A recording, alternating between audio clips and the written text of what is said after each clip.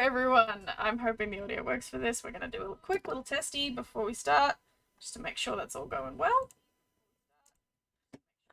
Can all of you guys talk for me for a second so I can make sure your microphones are working?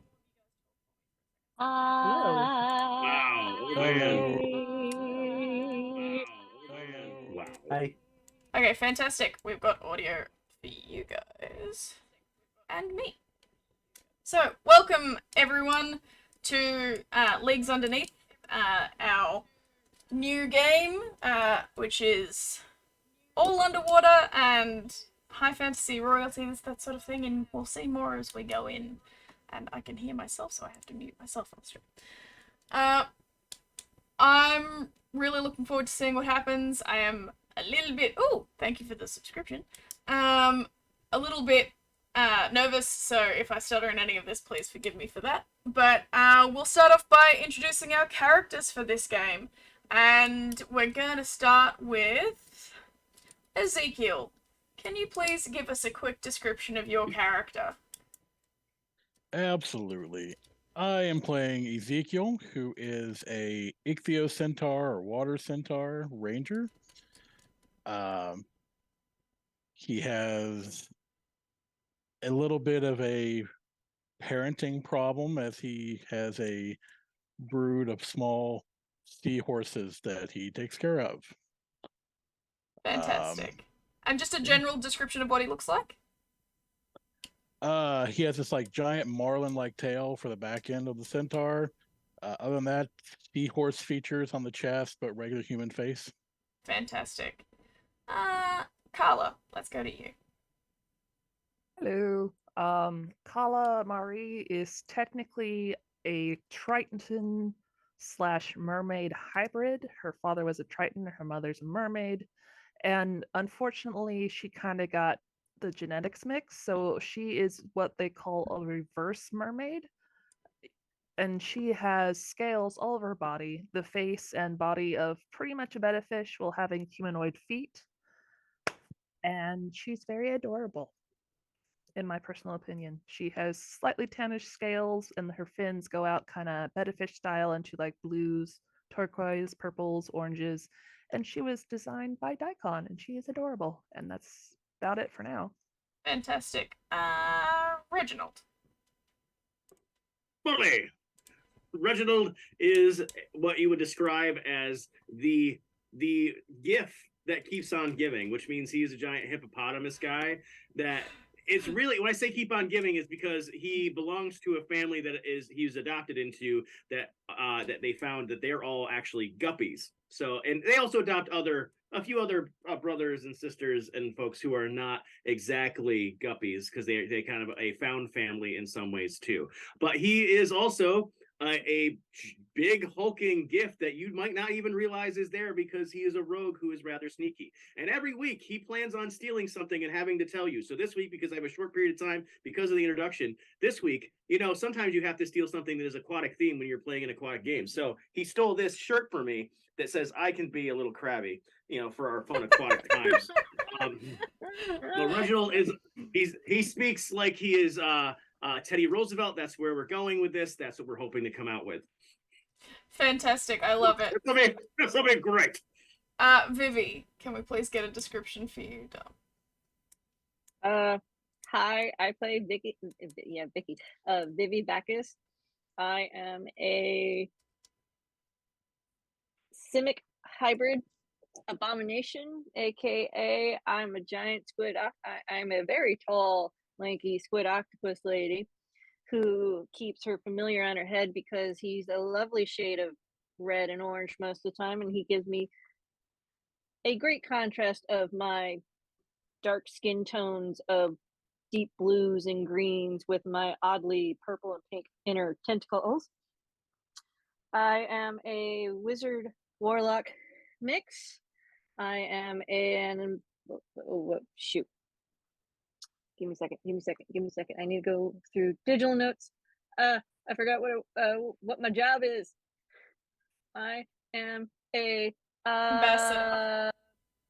ambassador of my country, and this job was thrusted upon me. I did not want this job, but here I am. I've literally been here for 3 weeks now.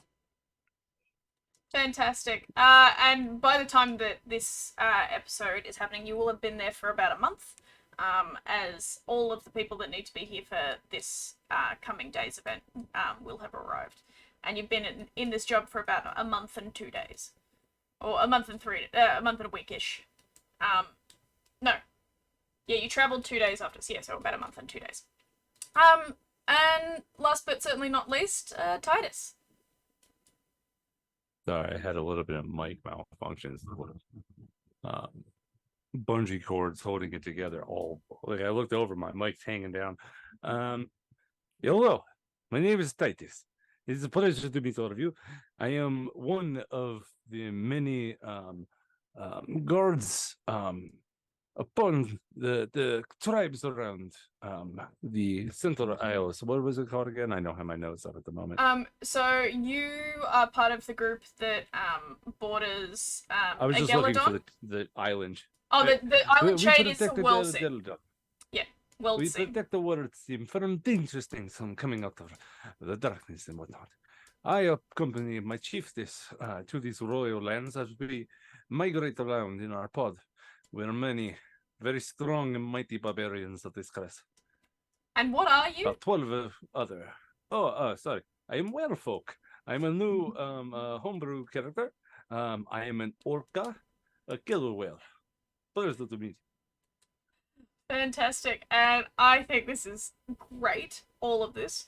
As a little bit of a synopsis of what has happened so far, the gang has migrated or is already living in this location of Delphius, the star of the country Aquarius, where the Queen Perla has invited you all to an event which is designed to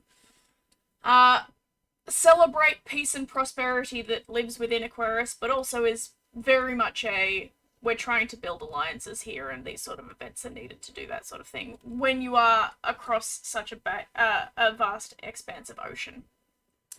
Aquarius lives in the center of the majority of other countries. It has a connection to, I believe, all of them.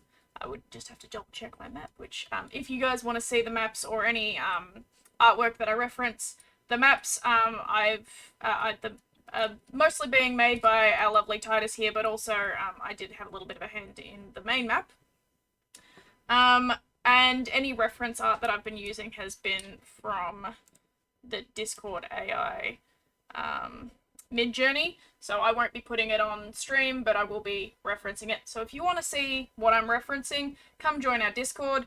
It'll be in the Leagues Underneath chat.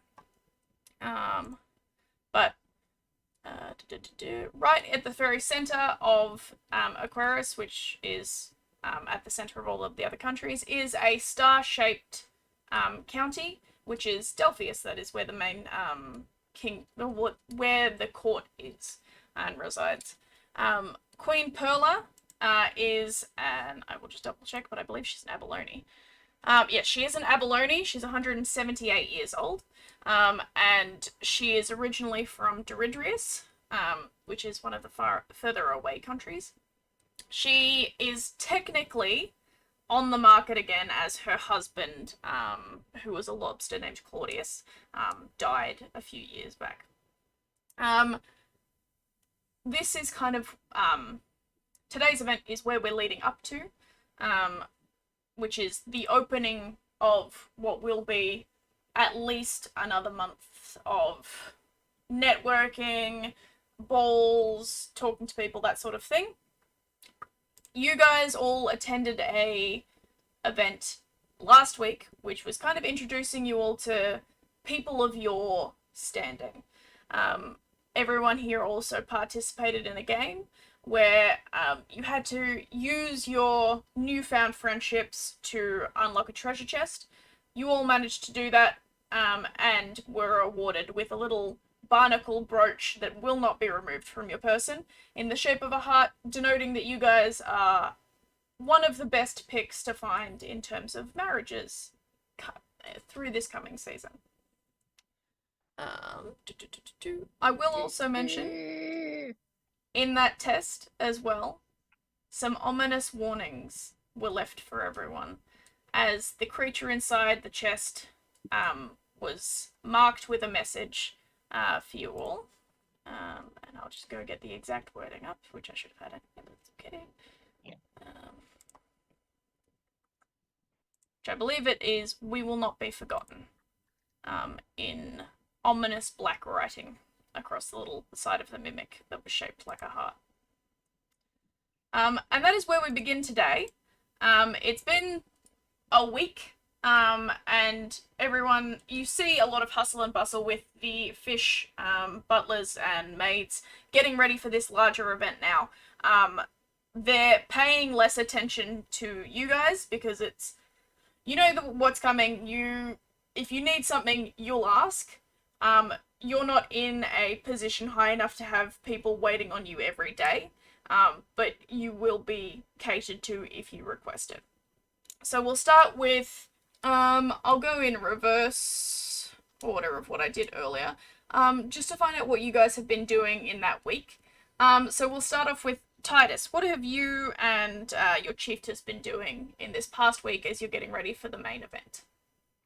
I've made our room extremely homey by moving things around in particular order, and also directly next to the door making a makeshift target board to throw axes at for aggression throws for the chiefess.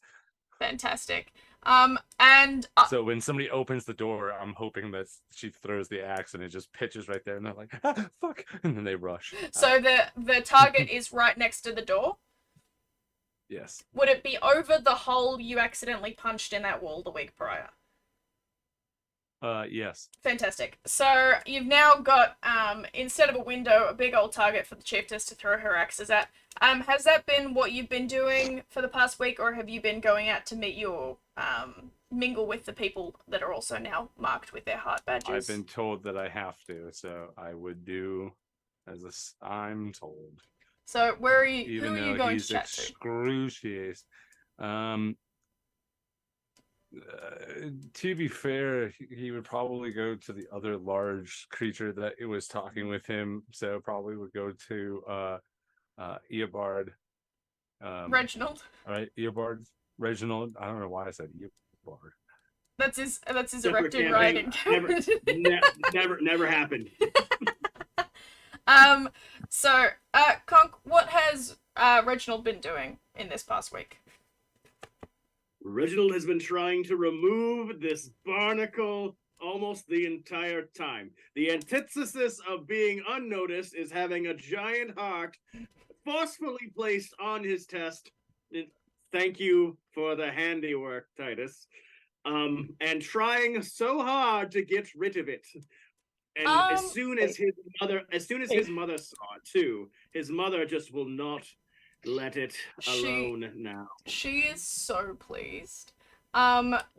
Titus, there is a day where you are with Reginald that you will see this very tiny, very luxuriously dressed guppy swimming over to you and just politely waiting by Reginald's side. She doesn't say anything yet. She's just kind of looking at him expectantly and then back at you.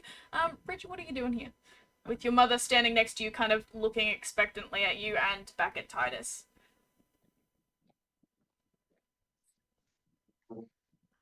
Thank you for your assistance, kind sir.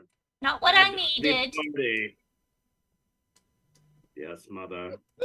Are you not going to introduce me to your new companion? Yeah, yes, mother. Yes. This is Titus, the head right hand of the chiefess of the insert name here, I don't remember. Something. Can you help me out here? He's Yes. you I am. Pleasure to meet you, man. I am Titus. I am a protector of the chiefess of the Outer Ridge. You are a protector.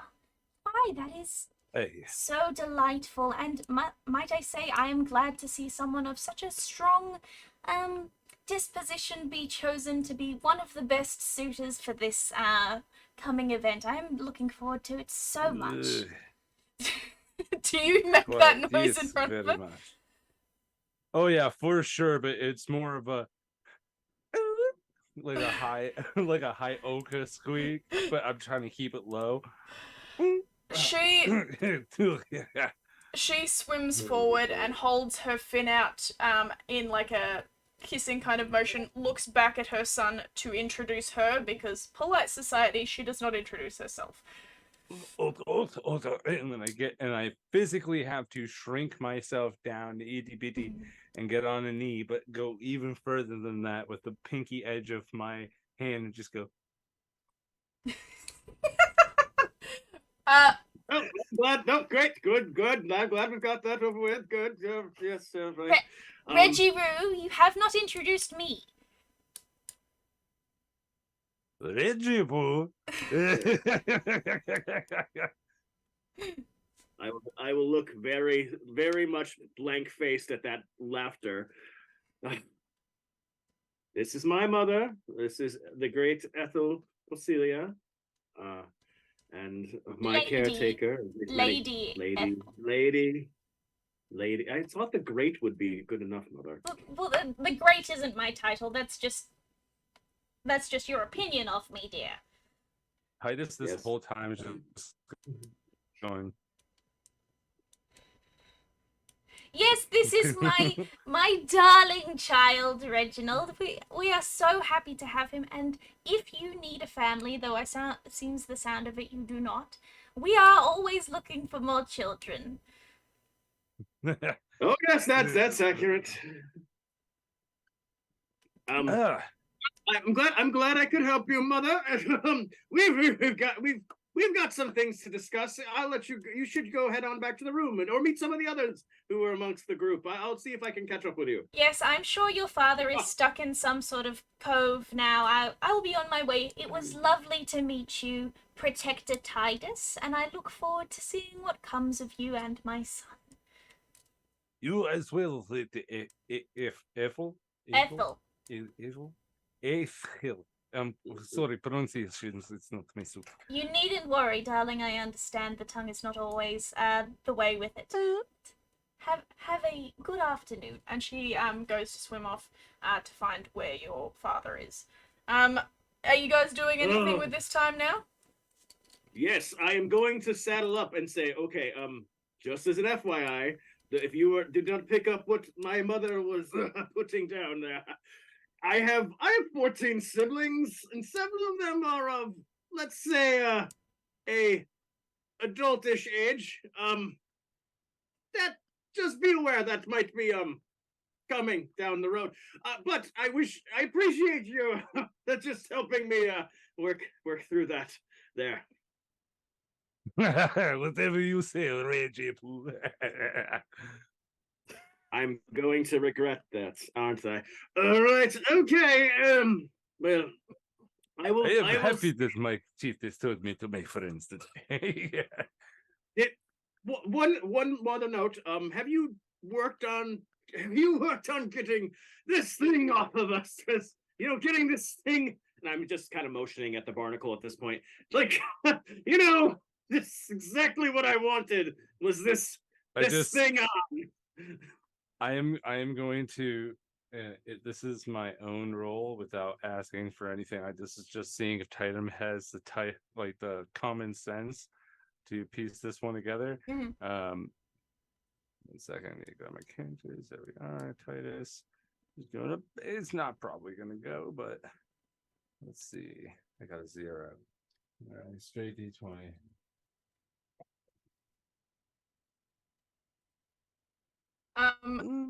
Just to let everyone know, everyone has a mayhem die, which is a D10, thanks to Sword, and I've just been given advantage, which I will save for something. Oh, Ooh, it's and you D10? have one as Sweet. well, Flight. Sorry, what was that? Flight, you can save this if you want, but later you Yeah, no, can use this. yeah, I have or advantage. against the players. Yeah. Sorry, it's Yeah. a D8, not a D10. The mayhem die. Aw. Sorry.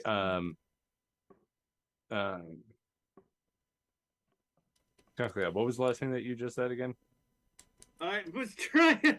You're trying to get this thing. Oh, yeah. Not really, not I- really wanted. I, in my own mind, I rolled over 10, so I just go, is it not on your clothes? Have you tried changing them? It doesn't seem to want to go. You can change your clothes with this barnacle on, but if you are not wearing a shirt, it sticks to your chest. Ah, ouchies. That does not look fun. I would say I just was leave wearing it. a shawl, I mean, and you said it is stuck. it so- It phased through my shawl and it stuck to my skin. Yep, so it Is will it- be on is it so whichever bad that you layer have is to- outmost, so it will always be visible. does it matter why? I mean, wouldn't you be happy on getting yourself a mate?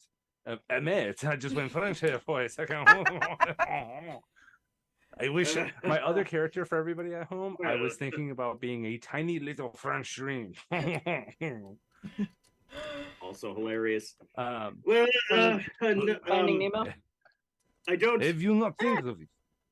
I Just- don't necessarily want to be noticed as much as this provides, but You've if, gotten yourself in the little sneakies, little troubles.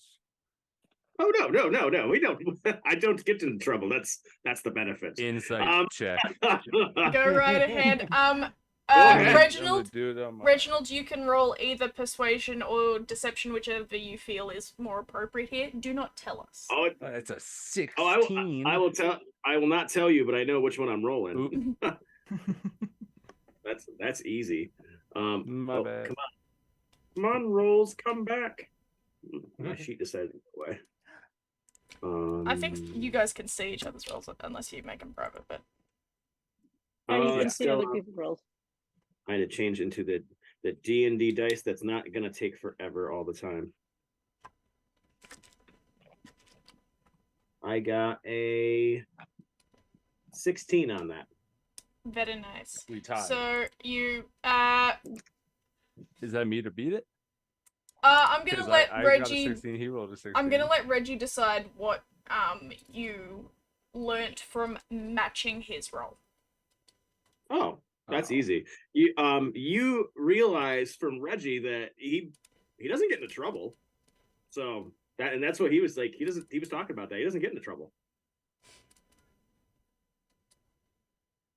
That doesn't mean there's a lack of trouble to get into, but he doesn't get into No, trouble. no, he figures it out.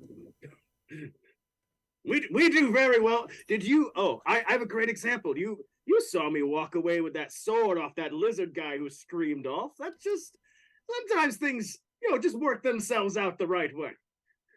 It's you wouldn't believe how that goes sometimes. So, with that being said, you guys are spending most of this week together, I would assume. They're bros. Mother's looking that way. Good times. Well, I'd be doing stuff with, obviously, because my duty is with around Chiefess, but I could migrate and be around her. Okay, so you're kind of going between spending time with Reginald and getting kicked out by your chiefess as she goes to do other stuff as well. Because she also would love to just be spending time with you throwing axes at a wall, but you're here for a reason, so she's kind of by making you do stuff, she's also making herself do stuff. So you're kind of bouncing between. We'll move on to Carla. The day after the event, you receive a letter from the lizard that lost his sword at the event. It is a note expressing his admiration and invitation towards possibly being on your dance card coming at the main event.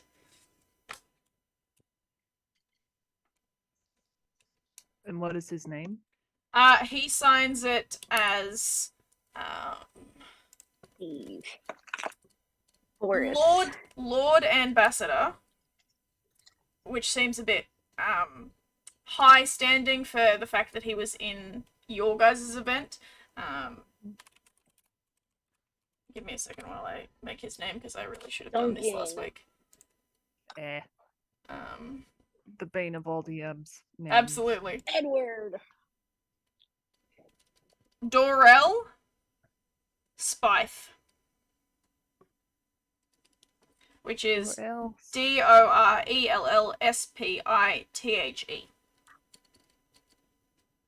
That was close. I gave him 2 R's instead of 2 L's. She will see the letter with a most confused tilt of her head, but she will write his name down in her dance card and then promptly hand the letter over to Ezekiel. Fantastic.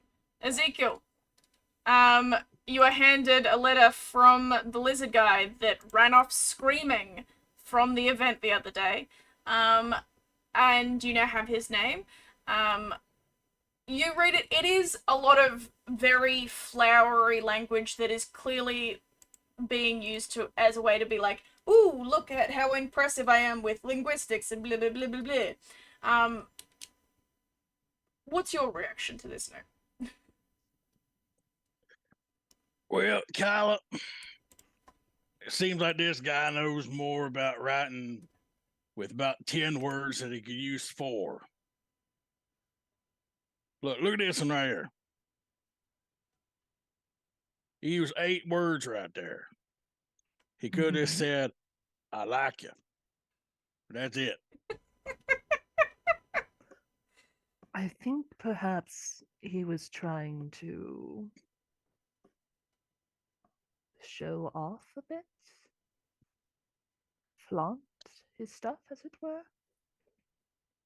Linguistically, at least. Well, what he's flaunting to me is that he's, wanting to use big words and multiple of them when he could have used less. And what is your take on his character? Well, I ain't never seen somebody run away so fast from a creature that's larger than them in a long time. So, I guess he's fast.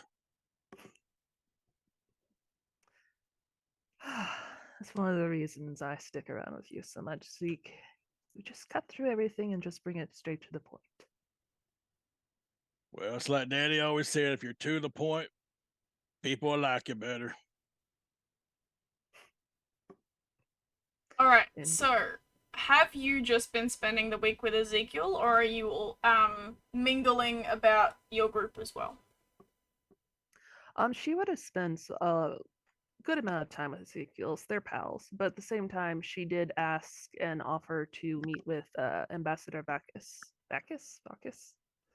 and see if she had anything that she could do to assist her with the going-ons, as she seems quite out of her depth. Absolutely. So, we'll probably say on maybe the third day in between, you head over to Vivi's Cove and have at. My table's Hello? dripping paint. What the hell? Oh, sorry. In a minute. You just hear crashing of things. Oh, Multiples of swearing. Things being thrown. Something broke. And then you hear a squeak, and then it's going, the door's open. she will move the tray that she has in one hand to the other and just very tentatively just You just see Vivi on the floor, covered in books and papers, and she just kind of looks at Pretty Fish Lady, deadpan, just going, I tripped on some ink and I can't get up. Help. oh, Help. Tentacles are full erect, giving the uppies motion. Help me. I'm She will- falling and I can't get up. She's covered in books and papers. She will find a flat surface to put her tray of snacks down, and then she will quite literally give the uppies, Fantastic. lift you up into the air with her fin-like hands. Are you all right, dear? Yes, I'm perfectly fine. Besides me just slipping on what is this? She pulls off a piece of paper that's kind of stuck to her foot and just looks at it, squinting. Rules and regulations on party etiquette. Yeah, this is what made me fall. I am not going to that party.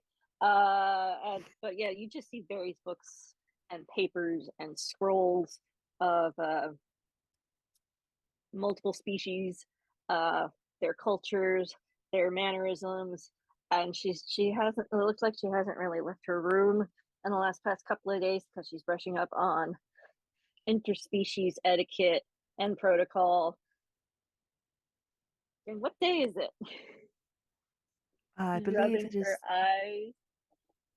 the fantasy equivalent of a Tuesday.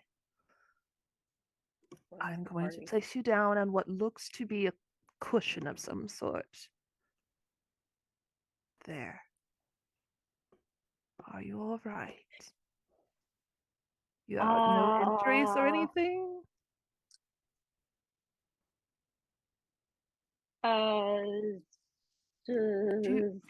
Would you mind if I help clean up this catastrophe? She kind of looks the state of her room a little bit, going, "Yes, please. I think I Alright. need a break. My brain is." Well, my dear, I will say there is such a thing as too Okay. much book learning. So you just take a rest and let little Calla help. She's going to let her fins drop and drape around each other as a little bit of magic starts to swirl between her fins, and she's just gonna go. And I'm going to flavor an unseen servant spell as a little swarm of pink and purple jellyfish just start going over and just start picking up things with their little swish, just swishing it over here and there, wherever they need to go. Fantastic. Yeah. So you take some time to clean up Vivi's room, and I presume over the next couple of days you're teaching her some finer etiquette that she's has been trying to like absorb from her books. Just helping her practice, maybe try and teach her a few common dance moves, or like if they happen to have dances here. There will Polite be ways to dancing. get out of. Yes, I don't know. when she has no problem picking that up like a snap. She that's more in her element, if anything. Perfect. When it comes And- to book learning, not so much. And she will also try and teach her some polite ways to excuse herself from social situations that she does not want to be a part of. Fantastic. So you spend a couple of days doing all of this. You're actually, I'd like you to roll me a d20, please, Carla. First roll. That's a Unfortunately, flat I do not have 10. guidance. Flat 10. You do an all right job. There's probably some things that someone who's a bit more within the center of social circles that could have provided with her, but she gets enough information from you to kind of get through at the level you guys are at.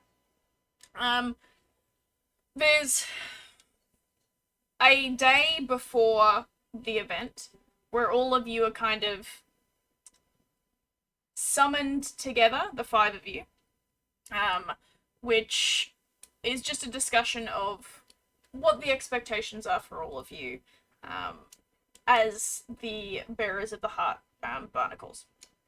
So on this day, you will all meet up and you'll see the announcer that you all met when you were doing your first event. He seems mildly put out just from having to be here, even though it is his job. But he is a little stout fish in with a bow tie on, and that's about it that he's wearing. He's also got like some little cuffs on his fins. But he looks at you all and is like, we were rather hoping that this may be somewhat of a more higher rank amongst the lower ranks, but we know that the hearts are chosen on their potential. That being said, you are all expected to be part of the first dance at the event tomorrow. And you will be expected to be on your best foot, as it were. Best fin. Looks at Reginald.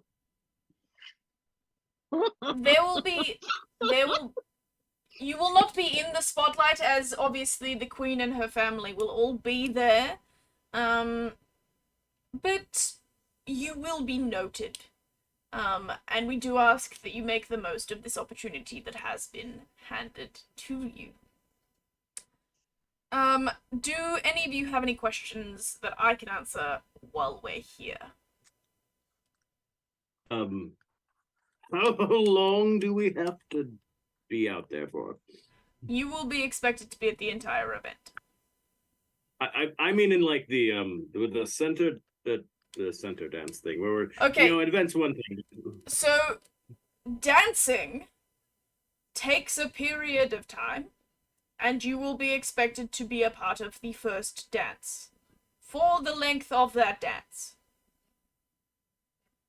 Smashing. I meant more that can we have you ever heard a quick waltz, that the one that goes like for a minute?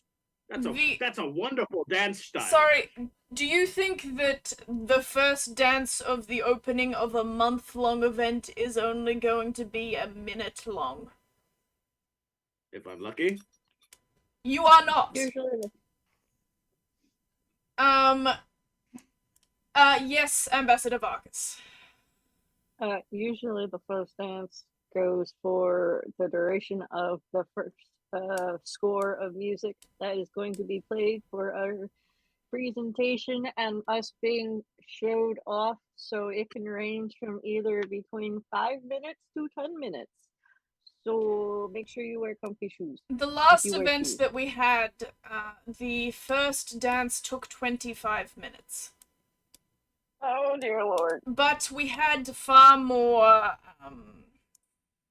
debutantes at that event, so since it is just the 5 of you, it is most likely going to be between 5 and 10. I do not know the official score yet. They like to keep that as a surprise. That being said... Reggie shudders at the word debutante. That being said... Oh, you're coming out dance. You will all have a dance card that may be requested for other dancers. As with all debutantes have this opportunity, all of those that are on the market, including the queen herself, will have dance cards that are available to take part in. Do not ask the queen for a dance. I was using that as an example. Do not approach the queen. Why? You may be of a brooch heart, but you are not of the queen's standing. Why? Anyway, do you have any other questions other than why? Yeah, Yeah, I I'm got still a waiting for you to question. answer my first question. My other question. Yes, Why are we not part of the queen's standing? head cleanser of the reef, what is your question? Yeah, what kind of bands you gonna be out there playing music? They gonna have them choir boys out there or anything? It is going to be the Royal Orchestra. The choir is generally reserved for reverence times, so we do not have need for the choir as such. It will more be instruments only. So we're looking at music. It ain't going to be that much fun to dance to. I'm realizing now that this is actually going to be a lot harder than I thought. No, not necessarily. You don't just dance whatever dance you want to dance at the first dance. There are sets of dances that you all should know, and you will be dancing one of those dances. You follow the steps, you do the thing, it goes along with the music. You're not feeling the groove, as it were. You are following a pattern. Yes, the sets. Have you never done like the Macarenas? The tuna Watutsi? I highly doubt that you will be doing the Macarenas here. That is more of a private birthday celebration dance rather than... We're looking at like waltzes and that sort of thing. There's the waltz, there's the tango, Not there's the minute waltz. foxtrot. You said the waltz. See, Yeah. that's throwing it out there. It's not a minute waltz. Ugh. There's no such thing as a minute waltz. Yes, there is.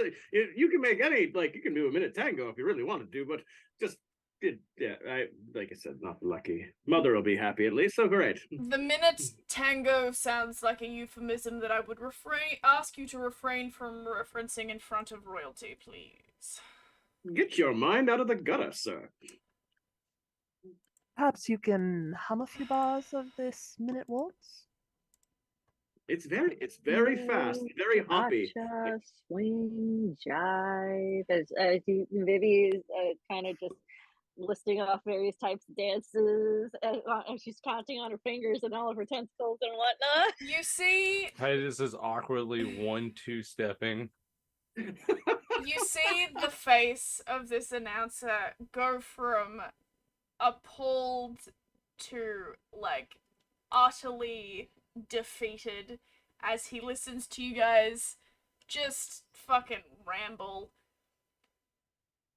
He kind of looks at the, like, a couple of you, which is Carla and Reginald for half a second, where he's like, I feel like you guys would, because you're from this region, have slightly more propriety than you're demonstrating right now. But that, he's fully given up. But he's like, you will need... Excuse you. He didn't say I that, know he's the just looking. dances. Okay. He didn't say anything, just looking and kind of making a face. But he's like, you will all need to be there. Before the event starts, we will be sending people to gather you to make sure that you are where you need to be when you need to be there. Yes, Ambassador Varkas. Dress code. Formal. Color theme. Besides it being a very You are sophisticated. You are trying to demonstrate the wonders Color's of the not- society that you come from. It is not a color theme thing. This is starting an event which Well- is supposed to be bringing together all communities. Wear something Queen- nice from your people. I'm sorry, I've read a whole bunch of things that someone wearing the wrong thing at some royal's birthday party, and then the next day the woman lost her head because she wore the wrong shade of blue. The Oh, queen that is was a not going terrible to day. the queen is not going to execute anyone for their outfit. That doesn't happen in Aquarius. That's something that you're more likely to find in Commodore. I will help you pick out something nice. I would ask, since you do apparently not know the music, but you do know the steps, what dance particularly are they expecting of us for the first one? Do you know? It will be announced on the night. It is most likely going to be a quadrille, though. In that case, I can make sure that everyone at least knows the basics. Fantastic. I do appreciate that, Lady Mari. If there is nothing else, Please, by the powers, do not cause an international incident. That will be all. And he turns to leave, because he's kind of done with this already. He's clearly just like, he was expecting this to be a quick chat, but is going to somebody needs to ask questions. Yeah, People are going to ask questions. He's going to prepare the people that would be serving you on the night, just to let them know what is coming. But you are all now at the starting of the event. The event will be happening. We're skipping to tomorrow, where you're all currently in your rooms. You know that there is a fish outside of your doors waiting for you within the next 5 minutes. So I'm going to give everyone a chance to do a very quick description of what their character is wearing, and anything else that you want to get done before you go. And then you'll be heading to the event. So I'm going to start with Carla. If you could please describe what you're wearing. I will be right back, but continue talking. All right. Kala, just as a person, her fins basically drape across her to look almost like a monk's wrap, like a skirt. So at all times, she looks like she is wearing not quite absolute fancy clothes, but she is wearing very pretty fins. So she is always dressed up. So for this occasion, she'll probably have on a little tiara with like some pearls and a stone in the middle. Nothing big, nothing fancy, just enough to give it some sparkle. And she maybe like put a colorful sash across her shoulder to her hip just to give her a little bit of extra color. And then she will go over to Ambassador Vakis and see if she can help her with her dressing. Fantastic. Vivi, what are you wearing? Vivi is, since she's such a dark complexion of dark blues, and I need to open up the thing so I can know what my character looks like, even though I just dark blues and greens and stuff like that. She's gonna be wearing a very sequency gold dress that kind of hugs her figure very well. It's going from her neck all the way down to past her knees, and it just flares out kind of like a mermaid tail kind of looking dress. In some parts it's going to be like black towards the end, so it can kind of it blends with the gold a little bit, and it can hide the fact that she's not really wearing shoes because she doesn't wear shoes. Her tentacles are kind of in a very wrapped in a very elegant wrapped updo with some kind of hanging in a over her shoulder, like in a little French twist kind of way. This is probably going to be another thing I'm going to have to draw. If I knew this, we were going to have the ball today, I would have done something, but oh well. That's so good. Davy is kind of looking at her, his master, and he looks very determined and pouty as he's just sitting in the overly plush chair, just facing away from her, just in a mood at the moment. Fantastic. But she looks nice. So, Carla, that's what you enter to, and she does seem like she's done well for herself in terms of what she's decided to wear. You guys go to head off to your next location, which will probably be picking up Ezekiel. Ezekiel, what are you wearing? Ezekiel would be wearing whatever Kala picked out for him to wear. Fantastic. Carla, what is Zeke wearing?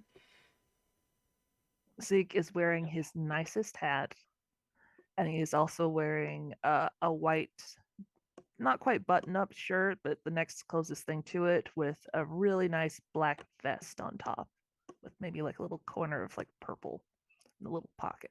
Fantastic.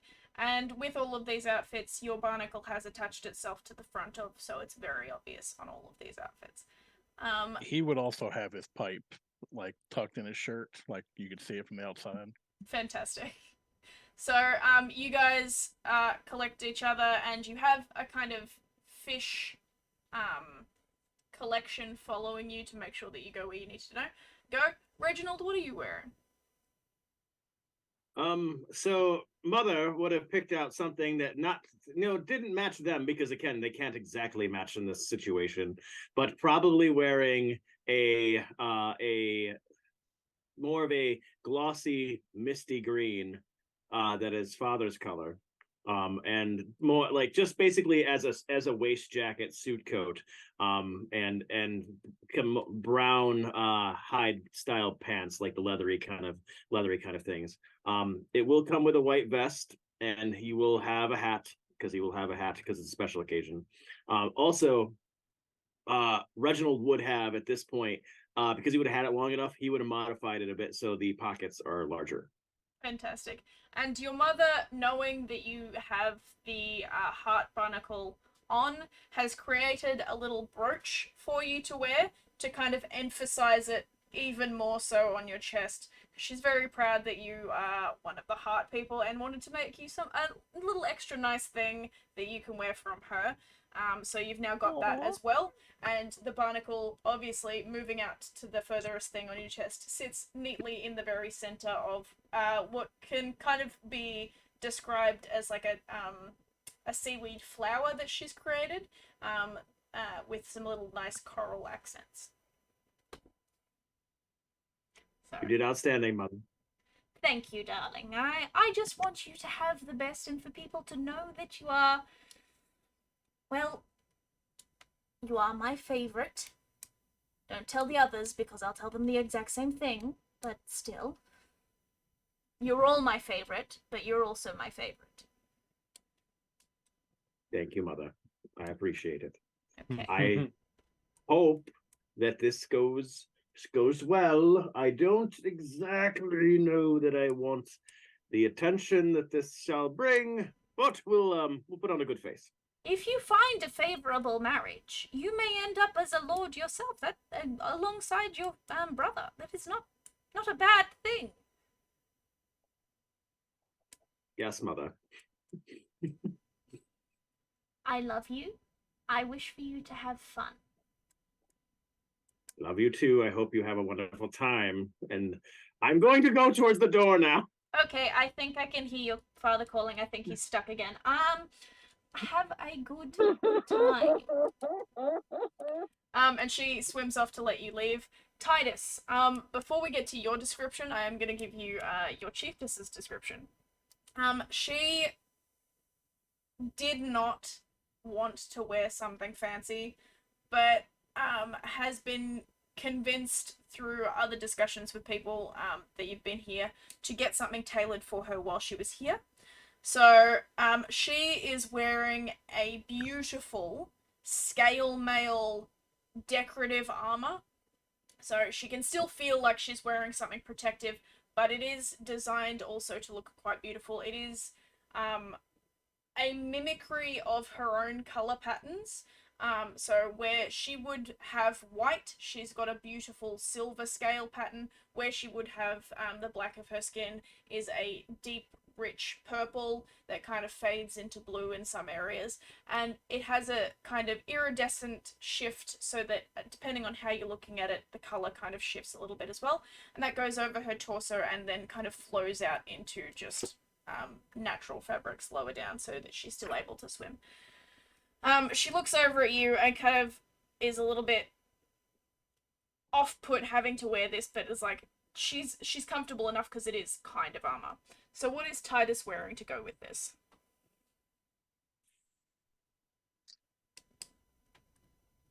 You are muted, Del.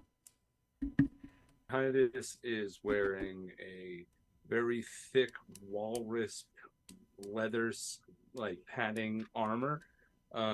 It has like a regal cape that comes down in clasps, although I keep stepping on it, keep jerking myself back from time to time.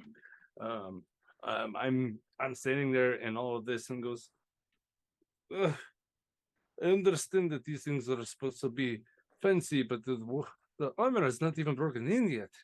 It's so stiff. I cannot move. I feel like big guy in little coat.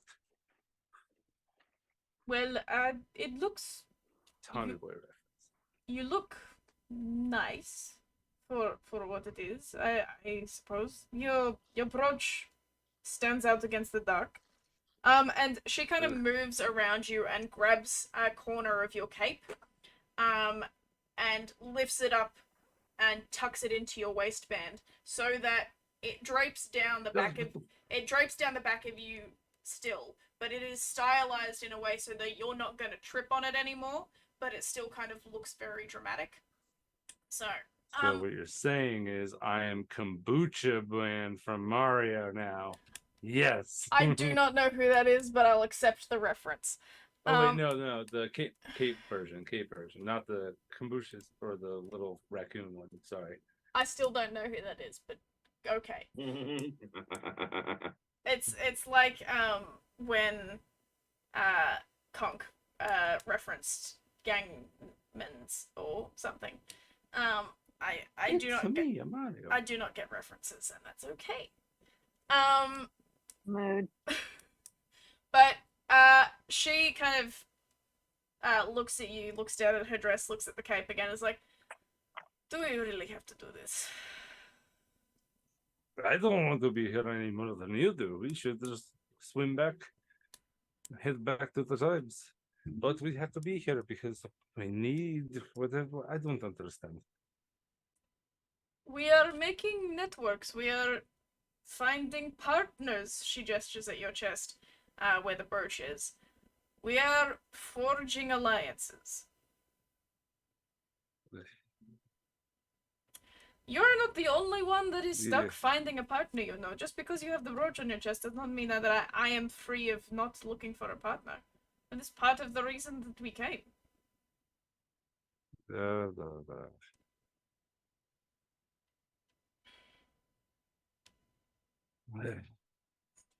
You're all right.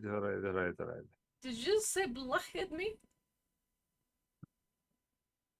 I didn't say boy. Say bleed. Shit.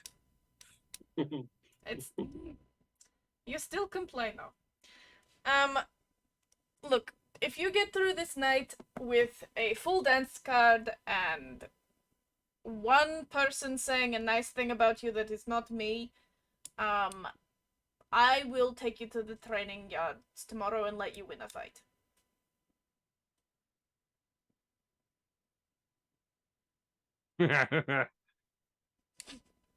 Oh, it is fucking on. I am going to smash you down to ground. Exactly, because I will let you. Uh-huh. He inner monologues and it says, "Do not beat your chiefess. Do not beat your chiefess. Do not beat your chiefess." And with that, she, along with you, heads to the event. You all enter a beautifully carved hall. It is the size of the hall that you all met in was enough to fit maybe 50 people. This one is clearly designed to have enough room that 100 people could have 100 guests and still have plenty of room. So it is absolutely decadently filled. You can see beautifully carved coral pieces of like reds and oranges, carved into displays of different kinds of seaweed, which has been shaped into little canopies and sorts of decorations all around the room. It is designed that something will catch your eye, and just as you finish looking at that, something else will catch your eye, and you will continually be in a state of wonder as you examine each facet of this room. It will be impossible for you to notice everything tonight, and it will leave you wanting to come back to examine more, or at least that's how it's kind of set out. You know that this area, and you can tell this area has been freshly carved in some areas, so that if someone has been to an event in this hall before, they still won't have the full experience of it anyway, because they've changed some of the displays. The little hard-beaked fish that I keep forgetting the name of have chiseled away different atriums and columns and made sure that the flow of the room continues in a completely different direction to how it would. The channels that are designed to get you to follow the room in certain ways each have new and exciting things to look at. At one end of the hall, you see a massive coral display which has been carved into seating areas. This is specifically for the royal family. As you know, Queen Perla, the abalone, she is seated at the very center of this display. She knows her place and doesn't feel like moving too much from it, as she kind of views over everywhere. None of the rest of the royal family has arrived yet, but there is seating for all of them. You do note there isn't any seating for the partners of the royal family. So the Queen is at the very center. On either side is a place for the heirs, which is the Grand Duke and Duchess. They are twins, and they refuse to decide between them who is the next heir, so they co-heir. It was going to be decided that whichever one of them married first was going to be the heir, so they had a joint wedding to make sure that that couldn't happen. And beyond that, I think it's 7 seats, 8 seats. No, that's with the siblings. So she has...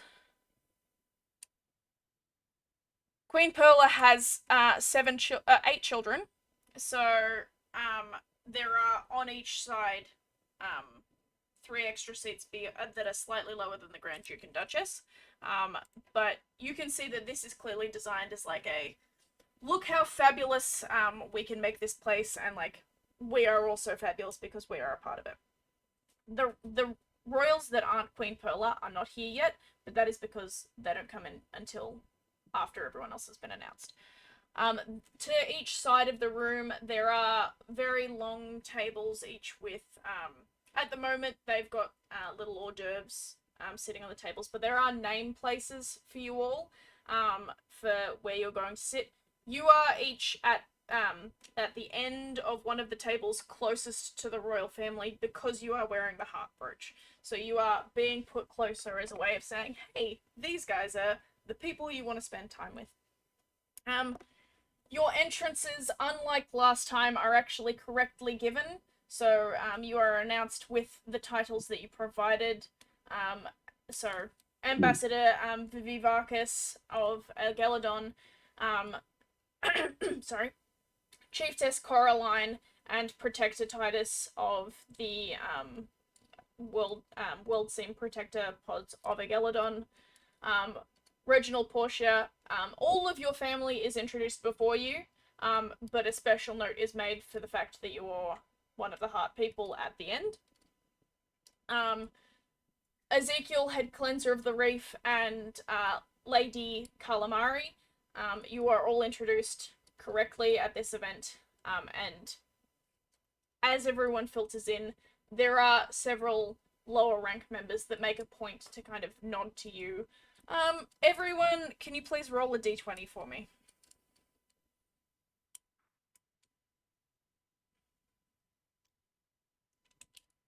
Four. 9. 9. 17. 15. I'm going to switch these dice.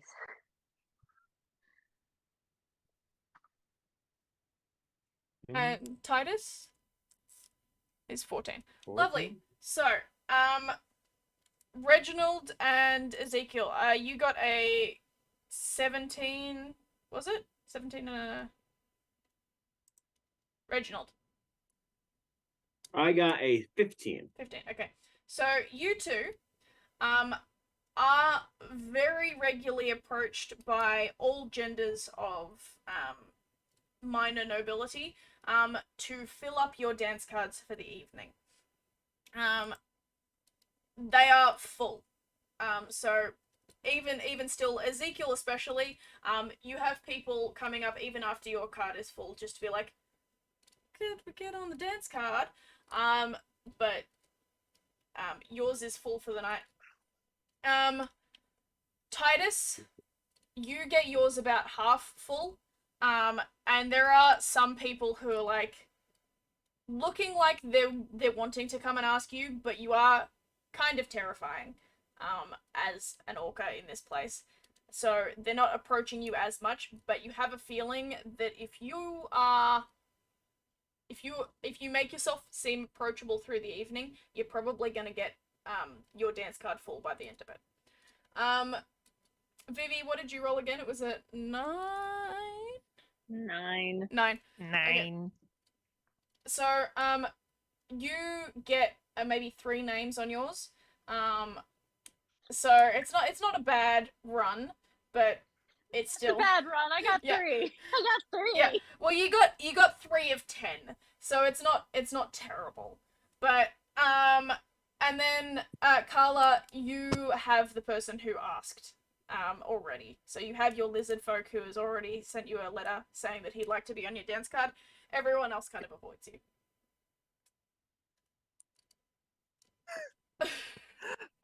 I'm not. I just heard the voice of, if you guys been watching Legends of Adventures. I just another day for Torbeck.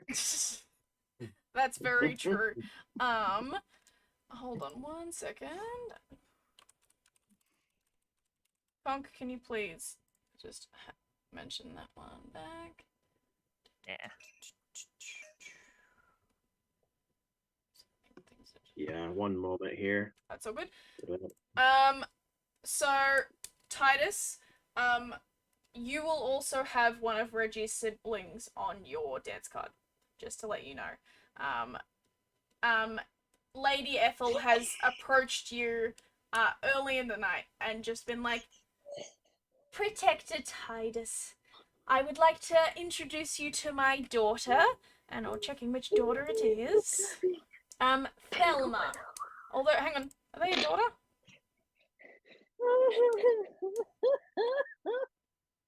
Not exactly, but I introduced wrong.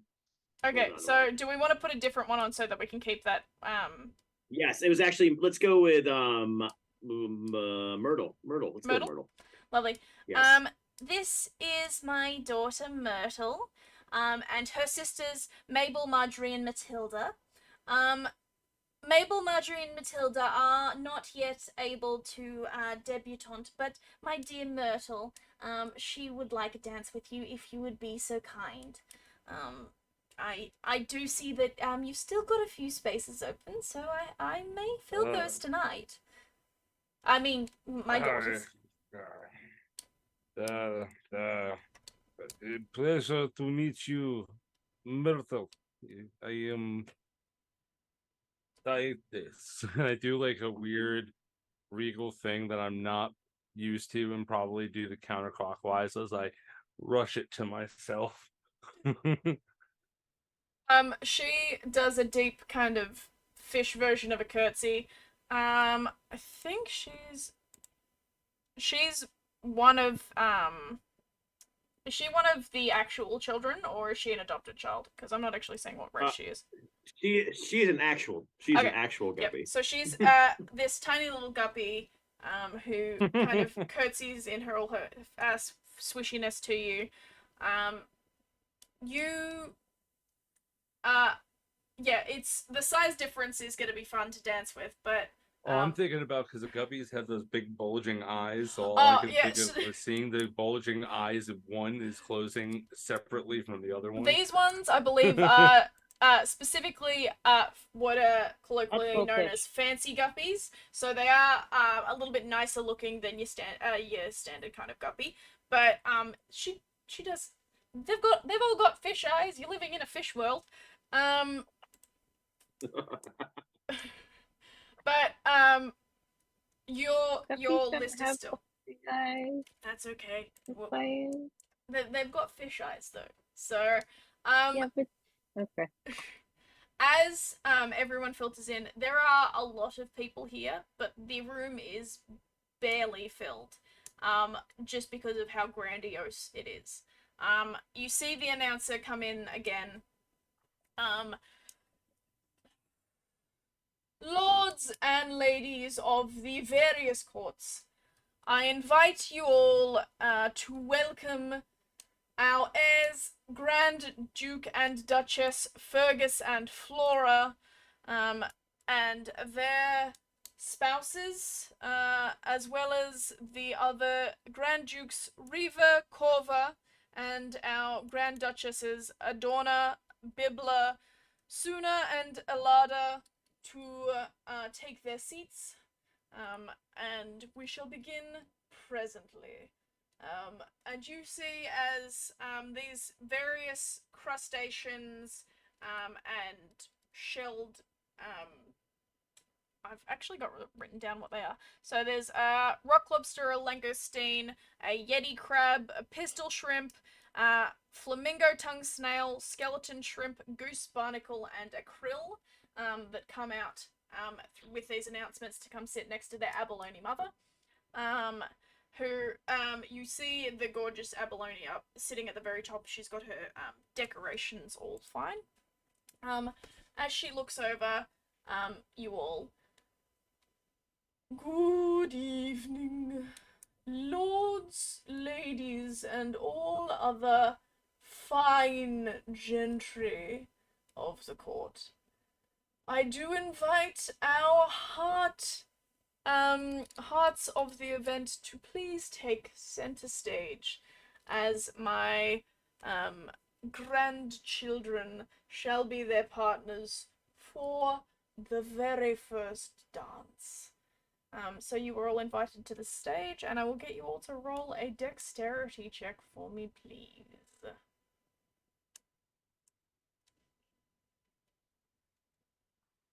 Ooh, thank you for the fun. I'm gonna throw a mayhem die on there. And that is a D8 mayhem die. Oh my gosh. Alright, that'll be a 13 for Kala.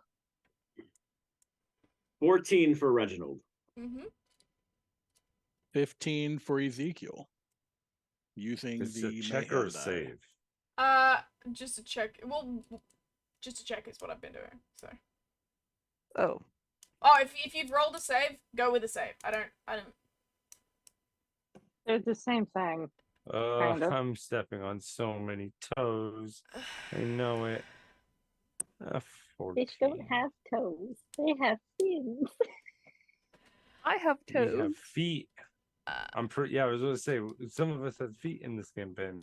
Okay, so none of you. I have a 19. Vivi, you rolled decently well. You have been practicing in your room every second you get to make sure that you don't stand on people's feet.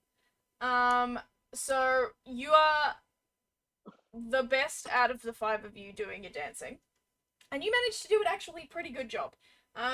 Like, this dance is sequenced, so it's not hard to kind of get into the rhythm of doing it, feeling the flow of the water and the music as you go around. It takes about 5 minutes, this dance, so you're not not there This too is my long. element, so Yeah. And after at about minute 3, other people start joining in with the dance, so it becomes less focused on you guys and more of a this is the opening kind of event. So you're able to kind of go with it. So we've got Carla got a 12, was it? 13. 13. And we've got Reginald got a 14. Where is what did Ezekiel roll? He got a 15. 15. Okay, so Ezekiel, same kind of thing. You're not stepping on anyone's toes. So you're doing a good enough job. Oh, thank you for the subscribe. Love that. Lord Seb. Reginald and Titus, you're doing this kind of mechanically.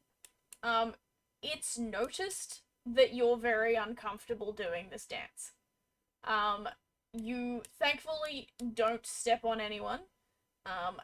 And your partners, because of the size difference, are also being quite careful about it. So that it's not a huge issue, but it's clear that you guys are uncomfortable. So Carla got a 10. 13. 13, sorry. Okay, so you don't fall. But your partner does. Woo! Yeah. So there's a little bit of a bit of kind of scuffling as what is this princess who has been slotted to dance with you kind of goes, "Oh, I was just a bit distracted by, never mind.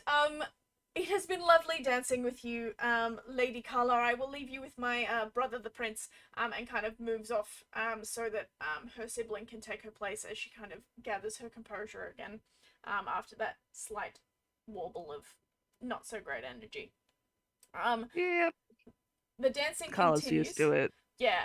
Unfortunately, it's something that you're kind of used to. She didn't say anything mean, and she was clearly quite embarrassed, so it's not a bad interaction, but it's something that you've kind of gone, oh, well, that's a bit meh. But you all finish the dance, and are then requested off to your next dances. For those of you that have next dance, well, actually, all of you at least have one other dance.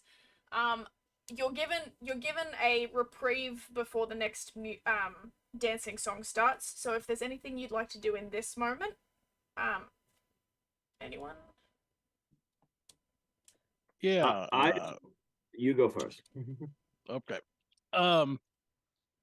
He didn't get a chance to do this before. But Ezekiel's going to go find Vivi real quick. Something that he would have done in the week prior was get her a simple set of sunglasses Okay, fantastic. Aww. and hand it over. Because I'm assuming this place is pretty bright. There And he would are have little kind of fish that have the little lights on the front that are being used. Well, not used. They work there as lanterns, but there are also little globes of light that are connected through corals and sort of that sort of thing. So it is quite a bright area. Yes. Yeah, he would just go over to her real quick and say, "Hey, so you're looking for something like this?" And he hands over like this little case. What is it? Oh, it's for your Takes eyes. the case for my eyes. She kind of opens it because she is kind of a little squinty because it is bright in here, and she opens those and her big inky eyes just kind of go wide, and then it's going, oh my goodness, yes. One of her tentacles kind of just takes the box and just tucks it inside of her tentacle hair a little bit, and then she puts them on. It's going, I can see. Well, that was the Aw. plan. The other thing Thank about them is pretty you. good is that you can sit there and look off in another direction if you're bored and they can't really tell that you're doing it. I love that. And guess what? You get a hug. Aww. He takes the hug. Well, the You tentacly do hear goodness. you do hear several gasps around you as you commit this faux pas of society of being outwardly affectionate towards each other. Because even a touch of a hand, a touch of a fin is a bit salacious here. So to have a full hug is a bit like, ooh, we've got some gossip to like spread around, sort of thing. So Yeah. that Vivi's gonna nip that in the bud right there. This is not what you think it is. He is a friend. He gave me a gift as she points to her glasses. I can see you all now, and don't think I can't see you.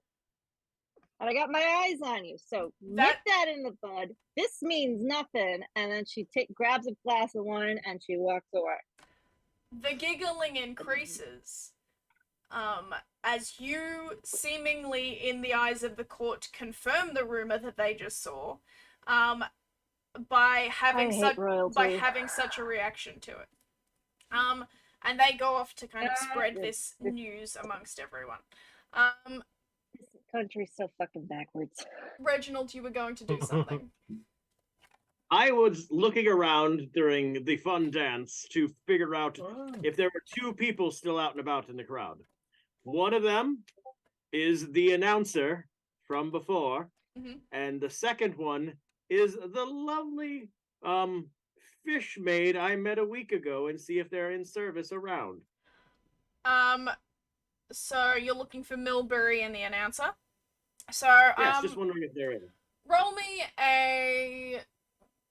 You're just having a quick look around, so a perception check. Okay. And you said you're doing this during the dance?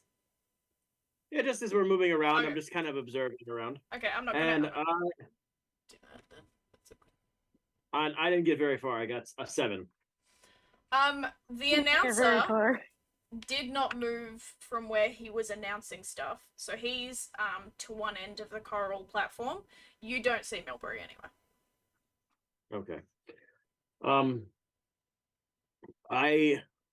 And how's the announcer dressed? The same as he was yesterday, but his bow tie is clearly more formal, whatever that means in terms of bow tie, and his cuffs are freshly pressed and cleaned. Bow tie's extra stiff. Yeah. And Cufflinks? suffocating. Yeah, he's got little cuffs on around his fins. Yes, with cufflinks or no without? Yes, he's got cufflinks. Okay. Oh, I am dongle. going to walk up and slowly walk up to them, and very clearly and just say, and oh, sir, thank you for that warm announcement. I'm so happy with how this is going. Can I thank you? And I'll stick out my hand to shake a hand or to offend. He looks you up and down and says, I was just doing my job. There is no thanks required nor wanted. And does not take your hand. Whoa, I guess a slight like that won't go unheard of.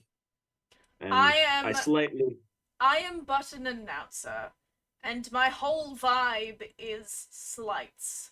I feel as though it will go unnoticed amongst the merriment of this evening. Bully.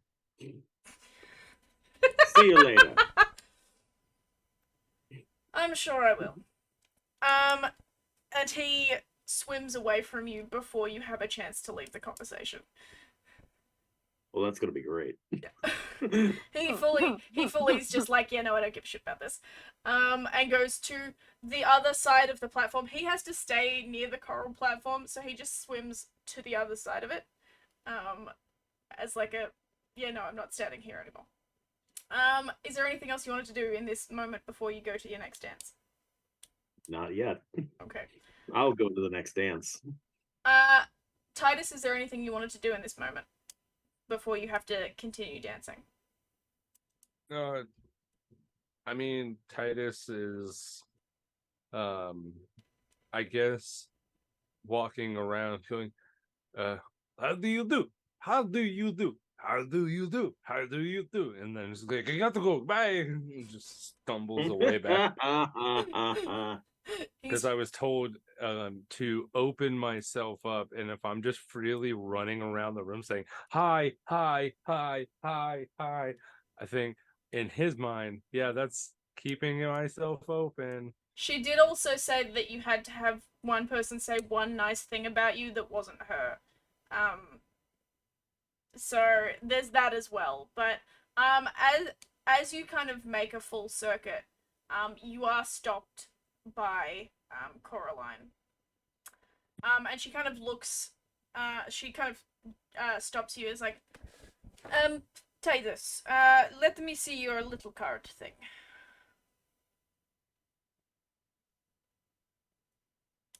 So you just hold it out to her. She, Sorry, it was mute again. Yeah, here we go.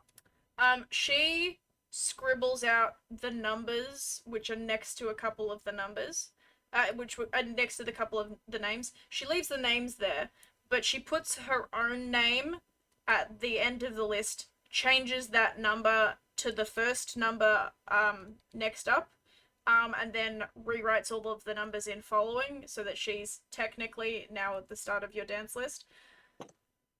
We may as well start this event out with something fun.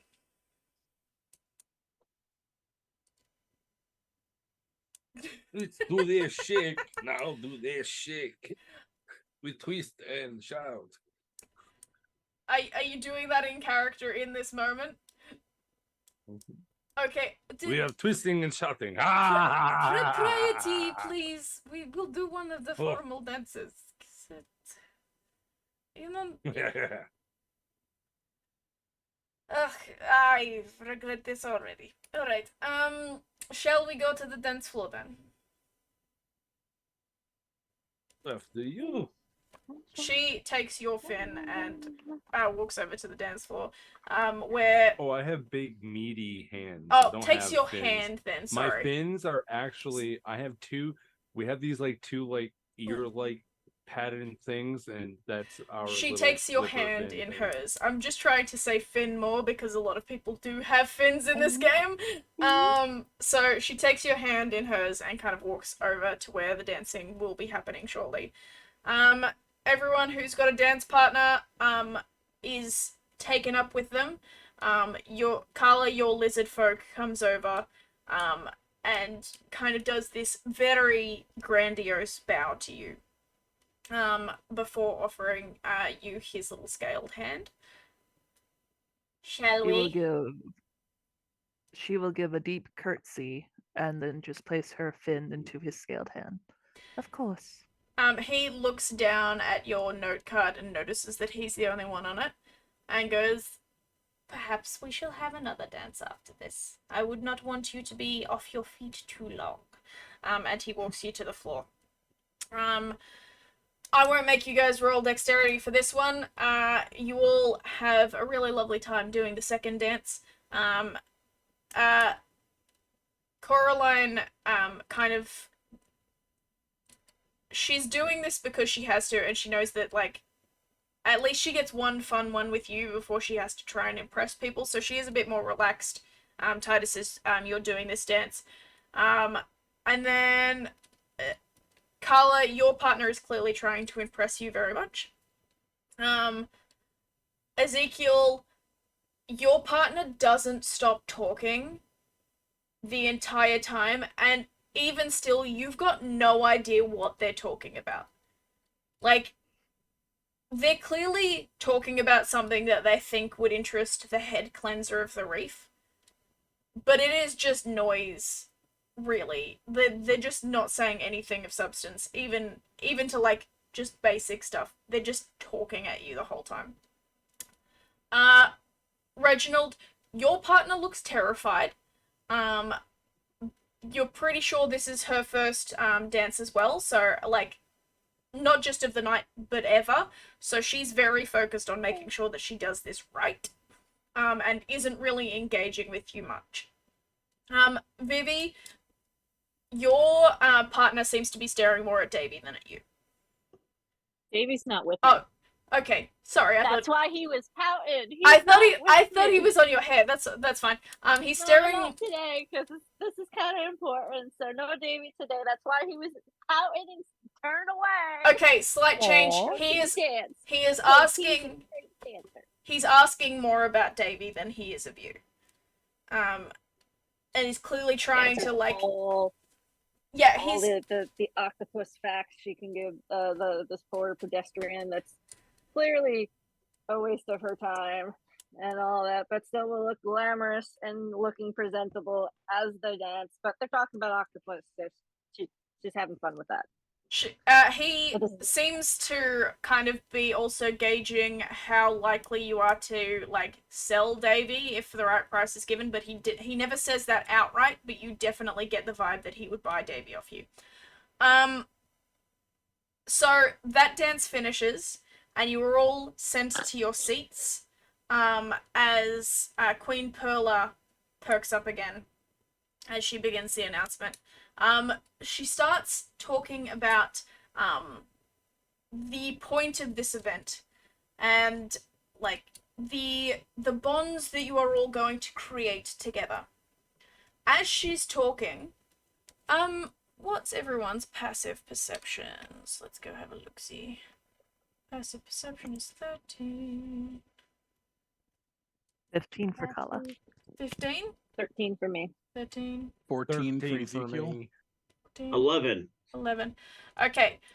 So those of you that are living at 14 was the highest or 15 was the highest, sorry? 15. 15. Okay. So 15, you notice a slight rumbling under your feet. Almost as soon as Queen Perla starts talking. 14, you're feeling it at about a minute in. Anything lower than that, as you finish your as she finishes like the first paragraph of her speaking, everyone in the room starts feeling this rumbling. I'm gonna get you all to roll a wisdom saving throw, please. Well, then, I should have shaved my dice. Well, that's a nat 1 for Kala. Mm-hmm. That's a nat 1 for me. Dirty 20. Lovely, Nice. 15 for The Ezekiel. girls just fall. lovely. Amazing.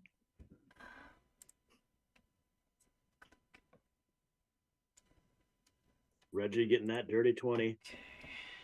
Titus, wisdom save, please. Yeah, it's for some reason taken a very long time. You did say save, yeah? Yes, just roll with your dice and tell me what it is. Well, it isn't your physical dice. Lovely. So we've got 2 dirty 20s then. That's a natural. Oh, that's a 20. net 20. Okay, sorry. Even better. Misread that. I have zeros on almost all my mods, people at home. You all feel this rumbling. And then suddenly Medicine. you are plunged into an unnatural darkness that not even those with dark vision are able to see through.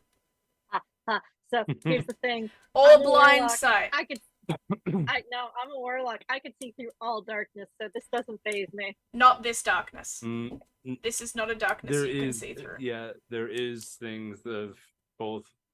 There's things to avoid that pocket. And also Okay. this is not a spell that is Oh, causing There's just that is darkness? causing the darkness. There is something else that is causing this darkness.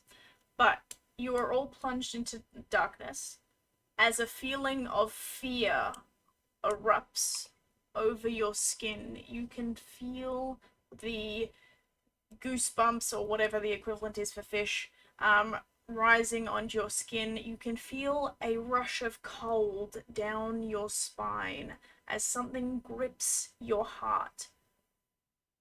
Something is coming. Something is going. And that's where we're going to take a break. We will come back to find out what this darkness is shortly. Thank you so much for watching the first half of Leagues Underneath, and we will be just going on a short, however long break, and then we'll be back to discuss what is happening next. Thank you, guys.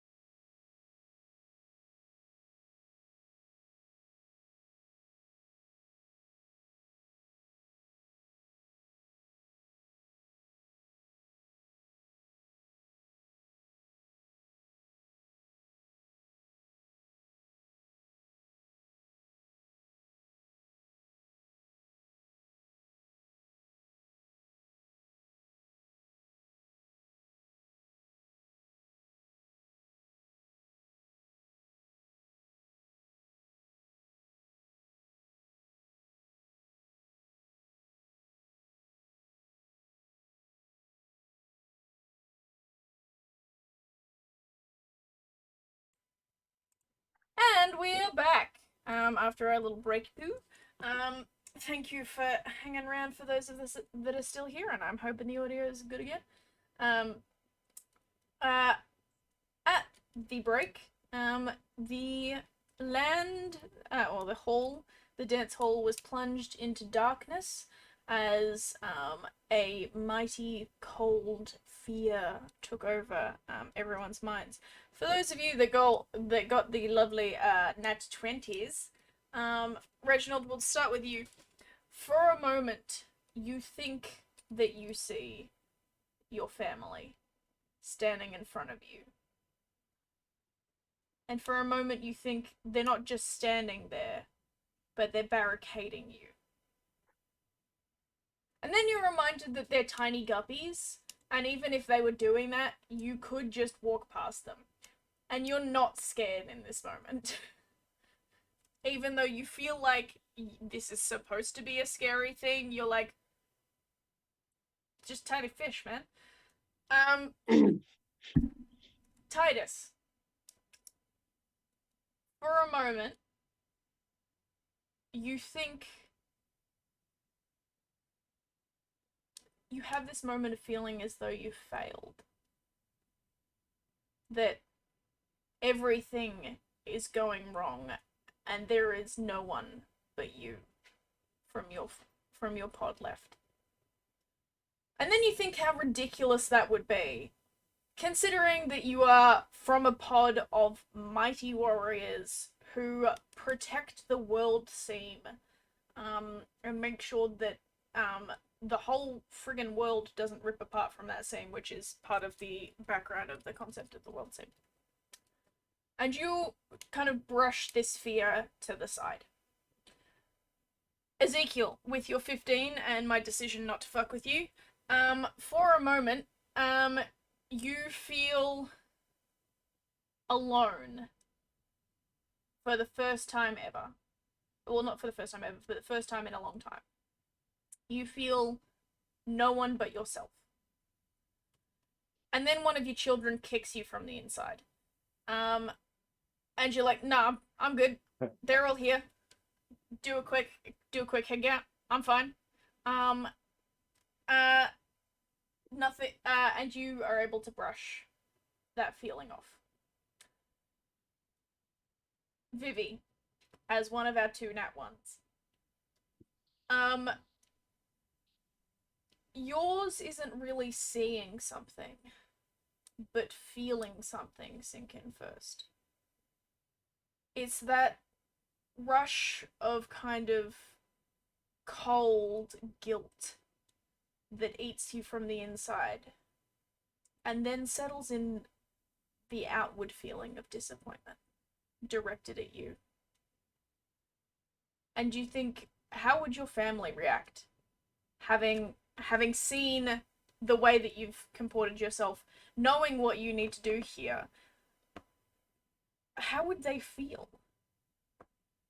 And you know, or at least in this moment you think that you know, that you failed them. And that clings to you in a way that's almost icy cold in its pain. Carla, as our other natural one. At first, you hear laughter. And you think, oh, it's just laughing. And then you notice the tone of the laughter. It isn't happy, it isn't joyful, it's mean, it's mocking. And you realize it's not just laughter. You're being laughed at. You are being made a fool of in this moment, and it echoes inside your head in a way that wraps around every single one of your thoughts, and you can't escape just the noise. And then it's over. For all of you. As soon as the darkness disappears, the spell ends. And you are all back in the hall. You are all fine. The two of you that got nat ones, that feeling of fear, whilst it hurt, it is gone from you within that second. Except for you, Titus. Because despite the fact that you rolled a nat 20, you are the first to notice something different in this room. Your chiefess, who had been sitting next to you at the dinner table moments ago, has vanished. As you all look around the room, you notice more and more nobles of title are gone. Reginald, every single member of your family that had a title or was in line for a title, so that is your mother, your father, and your brother, they are gone. Carla, your parents are gone. Ezekiel, you don't have any family members here, but the person that you danced with earlier is gone. As you all turn to look at the big coral display that fills the whole side of one of the rooms, you notice that there is not a single royal member of the family of Aquarius left. There is no one there. You do also notice, in the same black ooze writing on that mimic from that chest, a message that is left for you all. Only those worthy shall remain. A beat of silence. Another beat. And suddenly screaming as the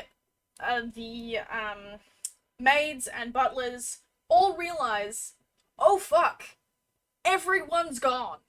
Everyone who had any sort of power from any country in the world is gone. That was attending this event, I will say. You are the ones that are left. There are some other people from other areas who are of a similar level to you. You see the Lord Ambassador, he's still there, the lizard folk. And you realize that anyone who had any sway in anything has been taken here.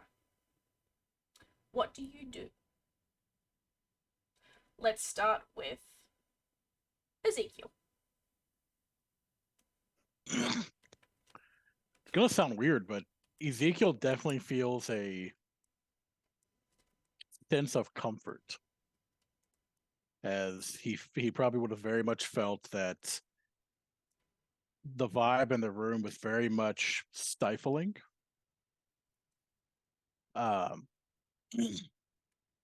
He probably would go over to Kala to see how she was doing, because Okay. to him, she is of this upper echelon. At least that's his thinking, but she's still here. Okay. And we're not having any dialogue just yet. I want the first impressions of what each person is doing. So, Carla, what are you doing in this first few moments? I think she just got shaken up in a way that has not shaken her since childhood, when she just said, I'm over it. I don't care about this anymore. And she had all of her walls just stripped away in a moment. And then she had all of her authority and family stripped away in a moment. So she is looking for either a very close glass of wine or a fainting couch to just faint out on. Well, you are still seated at the dining table, so you are already in a seat, and there is wine in front of you that you can easily grab.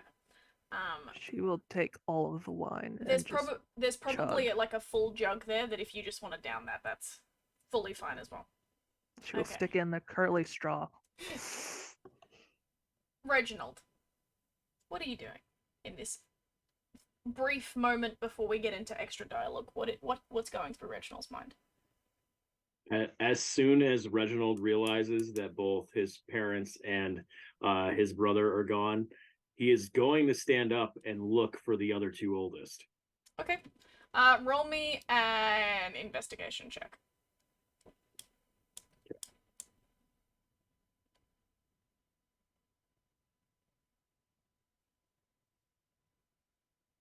$16.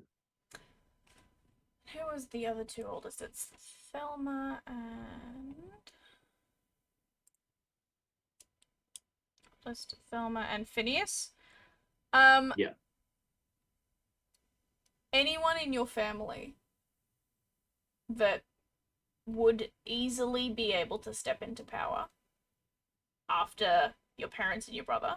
So, Thelma, not so much. She's still there. Phineas. Phineas could easily, with his inquisitiveness and ability to kind of do,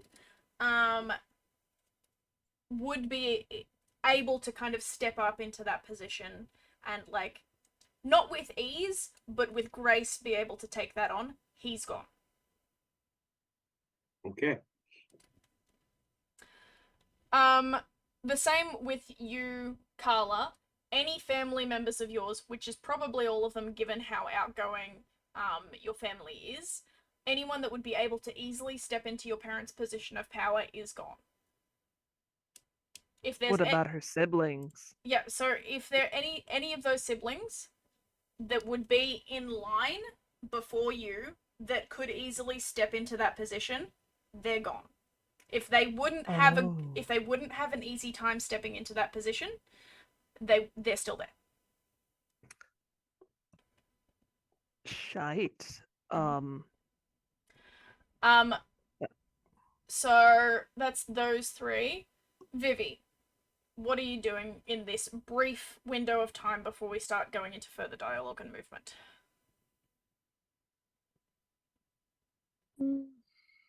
You've just noticed. Hyperventilating.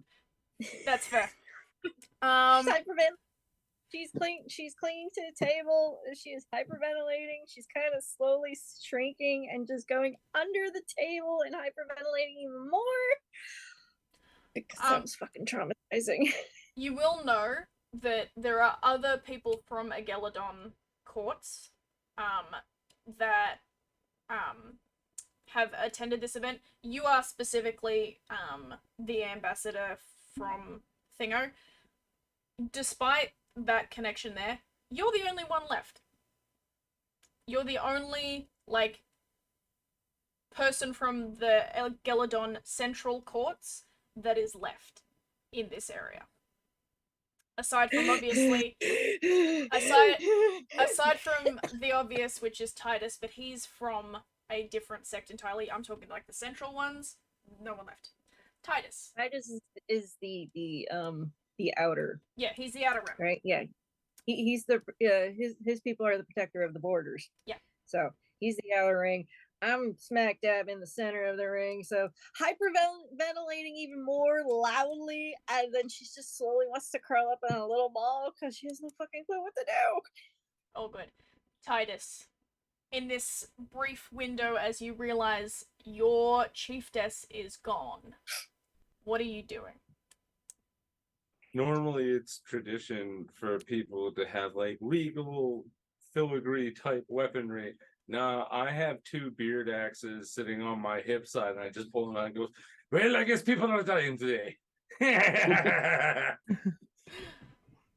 More loud hyperventilating sobbing. Oh, yeah, sorry, continue. I was gonna say Kala has 3 sisters, and one of them is like 6 years old.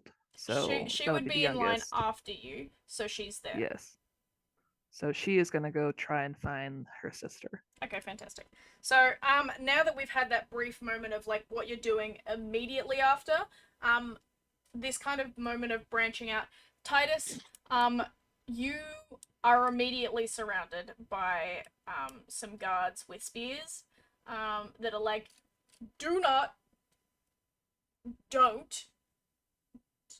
did you do this? They're asking you that question, Titus. Nope, my chiefess is gone, so I'm going to start knocking off heads if someone doesn't give me an answer soon. We don't have an. We don't know, but can you please put down your weapons? It's not going to help anything right now. Well, a lot of people just left. I'm not about to get taken. I'll step away. And I slowly creep back to the back of the room. You are. Although I'm one of you the are largest fully, people here. You are fully surrounded by guards. Okay. So, as long as you've got your weapons up, you are surrounded by those guards. But Yep. you can go back to the wall as you wait for the next move. Carla, it doesn't take long for you to remember that your younger siblings would not have attended this event. So Okay. they'll be back in their rooms. For now, if you'd like, you can send one of the maids to go check on them. But it would take a little bit to get back and see if they're still there. I honestly think that she would just go herself. Okay, cool. So we'll set that as a note for a second. Is anyone else doing anything other than hyperventilating in this moment? Wait. Oh yeah. So I saw Thelma, oldest sibling. I would not have normally looked for them first, but I'm going to look for the next one, which is Moby, which is a very energetic dolphin, which probably wouldn't fall in line here. So Moby is still there. Everyone after Thelma is still there because it seems like as you're kind of looking around and piecing things together, every line has been removed back to whoever wouldn't be able to take power easily. Does that mean Phineas is there since she's younger? Hang on. But he was actually The oldest brother was Sebastian, which was oh, okay, probably that was gone. me misreading that. Then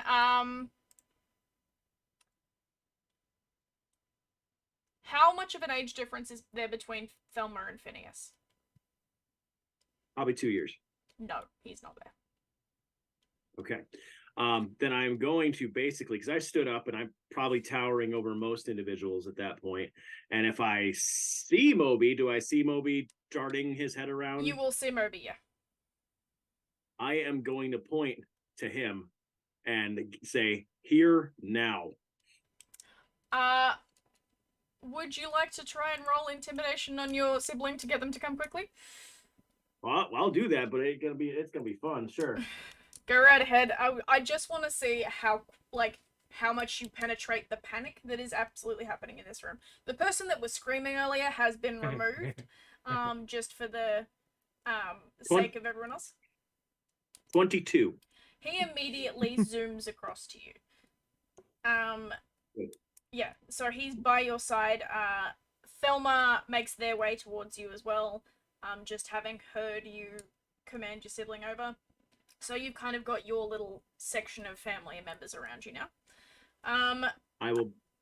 Sorry, continue. I will bend and be like, "You two, take the two of the others and go back to the quarters and bar the door." What? What do we do here? What, like? Take care of each other. I will be back. We will be fine. It will be fine. I'm gonna believe you for now.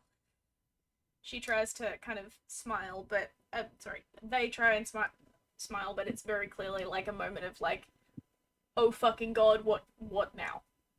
And they gather the rest of your family and make an exit with a couple of guards with them, because no one is leaving this room without guards. They're very much like, we need to protect the people that we have left. Ezekiel, you're with Carla. Are you going with her to check on her family, or are you staying in the hall?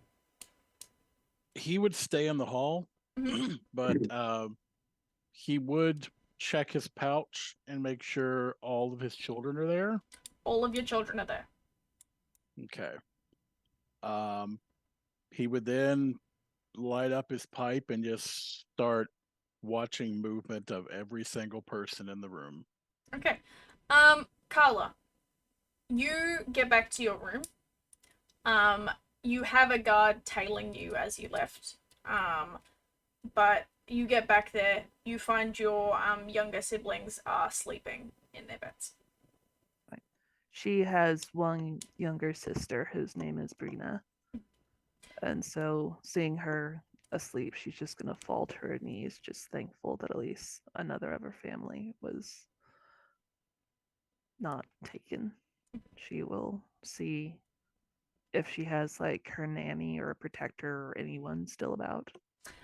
They will be in a room slightly adjacent to yours. The child's down, so they don't need to be doing stuff, and obviously the commotion hasn't reached the younger people in the offshoots. It has happened probably about a minute ago now in time, so nobody knows what has happened. But she's in there just kind of rifling through some stuff as she's just spending the downtime she's got. Just to make it quick, Kala will give her a very brief of whatever just briefly happened that she doesn't even know. So it'll be brief and just say protect Brina with her life. And then she will leave to go back to the rest of the chaos. Fantastic. You can tell that your nanny is quite rattled by all of this. But with a swift nod and like, this has been her job her entire life. This is what she lives for, and you know that your little sister is in good hands. But you make your way back. Titus, is there any likelihood that you're going to put down your weapons anytime soon?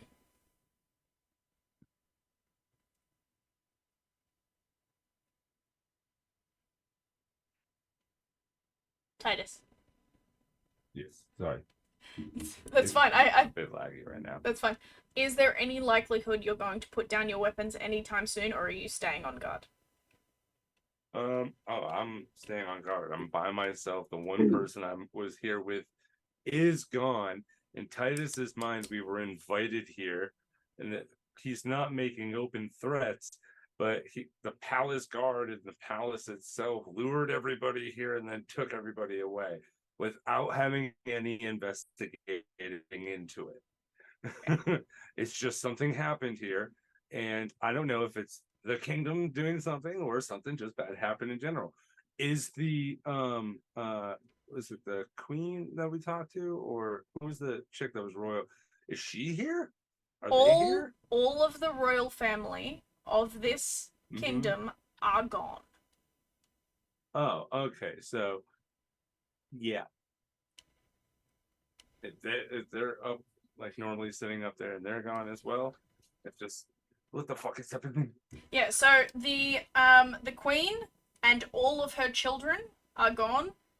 Her children's children, a couple of them are still left, but I think there was only 4 of them to begin with, so it's not a lot of like royalty here. You kind of take in this moment and like, oh, this isn't them attacking us. This is all of us getting attacked. Reginald, you raised your hand a minute ago. What was it you were going to say? Is he in distance where I could see him surrounded on a wall by guards? Yes, he's not too far from you. He was probably sitting maybe 2 or 3 seats down from you next to the chiefess. You can see the chiefess is gone. Perfect.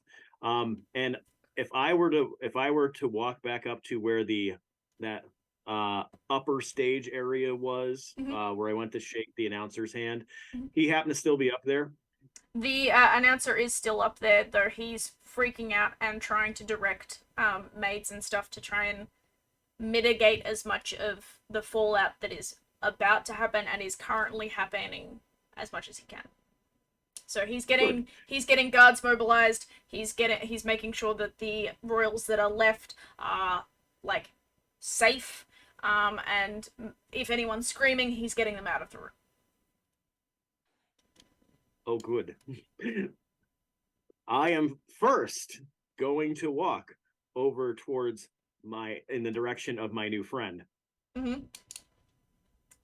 New friend is in Titus or is in the announcer? It's Titus first. Okay, cool. Yep, go right ahead. So I am basically walking with a set of purpose, but also enough that probably enough so the closest set of guards don't exactly know I'm right there. Okay, cool. Roll me a stealth check with disadvantage because the guards are on high fucking alert at the moment.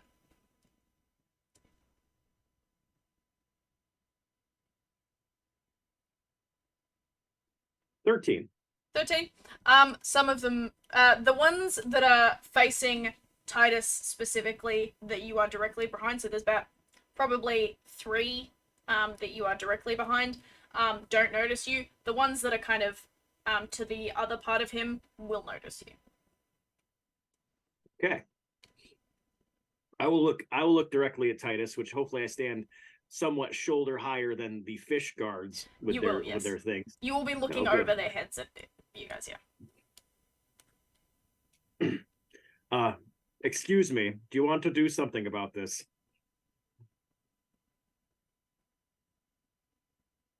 Well, we're just waiting. What are we doing? Come with me. I have people around me. I'm not putting my weapons down until someone gives me some fucking answers. Perfect. Stay like that. Come with me. Can I make an intimidation check against the guards? You absolutely can.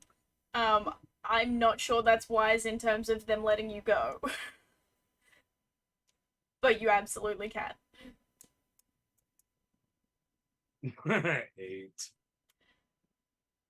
They're terrified of I you. have a big piece of spinach and seaweed in my Ah! They're terrified of you.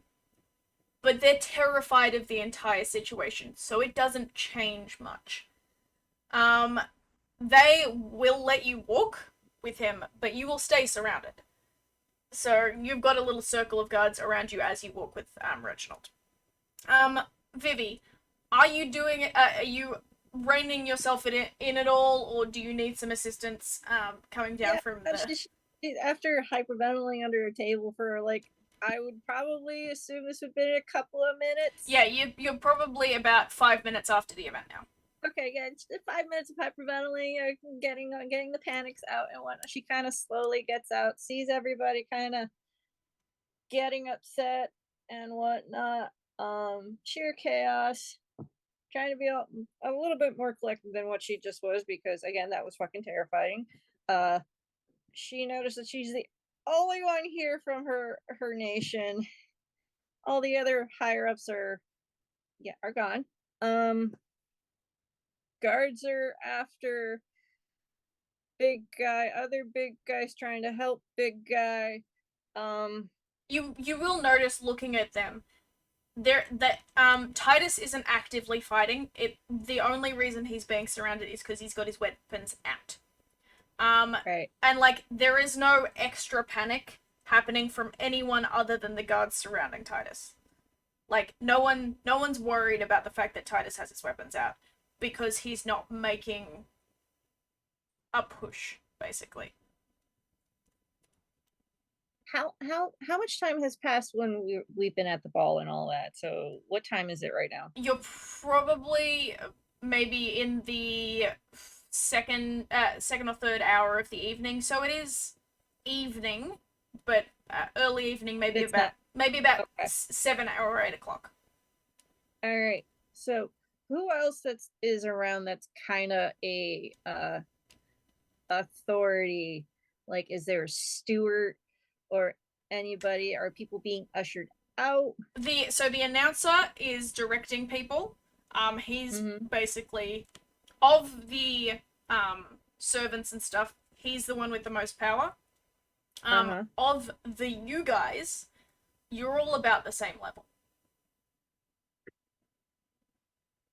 So who else is left besides just us? Well, technically six. Our other companions not here at the, or is everybody here? She will Yeah, be everybody's here. yeah, Carla will be arriving back about this point as well. Okay. There's probably I'm gonna roll a quick dice because I to determine how many other people are in this pool. As I said, there was probably 250 odd people to start with. Yeah, that's a lot of people. And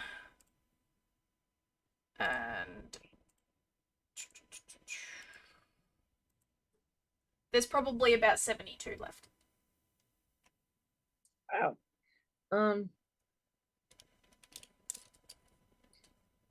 Honestly, and who's left of the royal family?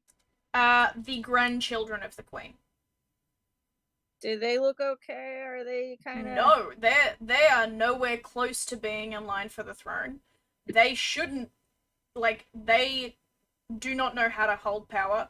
They're fairly young themselves. Like, they are just they were all debutantes at this Okay, event. all teenagers Yeah. then. Yeah, they are Okay. like 18 to 20ish. They're very young. So they're technically next to power. All right, so I'm gonna kind of walk up to them. Who looks like the one that's not the most frazzled at the moment? Let me have a look. See. So the least frazzled is probably the one of the daughters. So hang on, I just need to double check how many I've got it. So that's 1, 2, 3, 4, 5, 6. Okay, so there's 6 of them all up. And it's the daughter of the 8th in line that's probably the most relaxed. Not because this isn't a terrifying situation. They're all fucking terrified. But she's the most relaxed probably because even in this situation, she's not going to be the one to rise to power. So she's like, okay, there's not going to be any extra expectations on me right now. So I can take this moment to take stock and, like, figure out what the fuck we do from here. Well, guess what? It's time to well, it's not time to rise to power, but it's time to be a okay, yeah. So I'm going up there and I'm going to speak. I was going my lords and ladies. How do you do? Curtsies. Quick curtsy, because she's also a little flower yeah, a little flower too. Frazzle too. You see like a stray little tentacle kind of coming out from her little updo and whatnot. I don't mean to be rude, but maybe it would be in our best interest if we hold a. She kind of looks at everybody who is being ushered out. Maybe hold a meeting of the minds tomorrow on who's left from other governing nations, so we can figure out what's going on. Just to put an idea out there. Who are you? Vivi Vacus, ambassador of what's my country again? Ageladon. Ageladon. She kind of looks around. The only one that's left of the Engeladon embassy that was here. So, sorry, you're of the kingdom of the Emperor and the Empress, which Yes, ma'am. technically makes you the most powerful person in the room.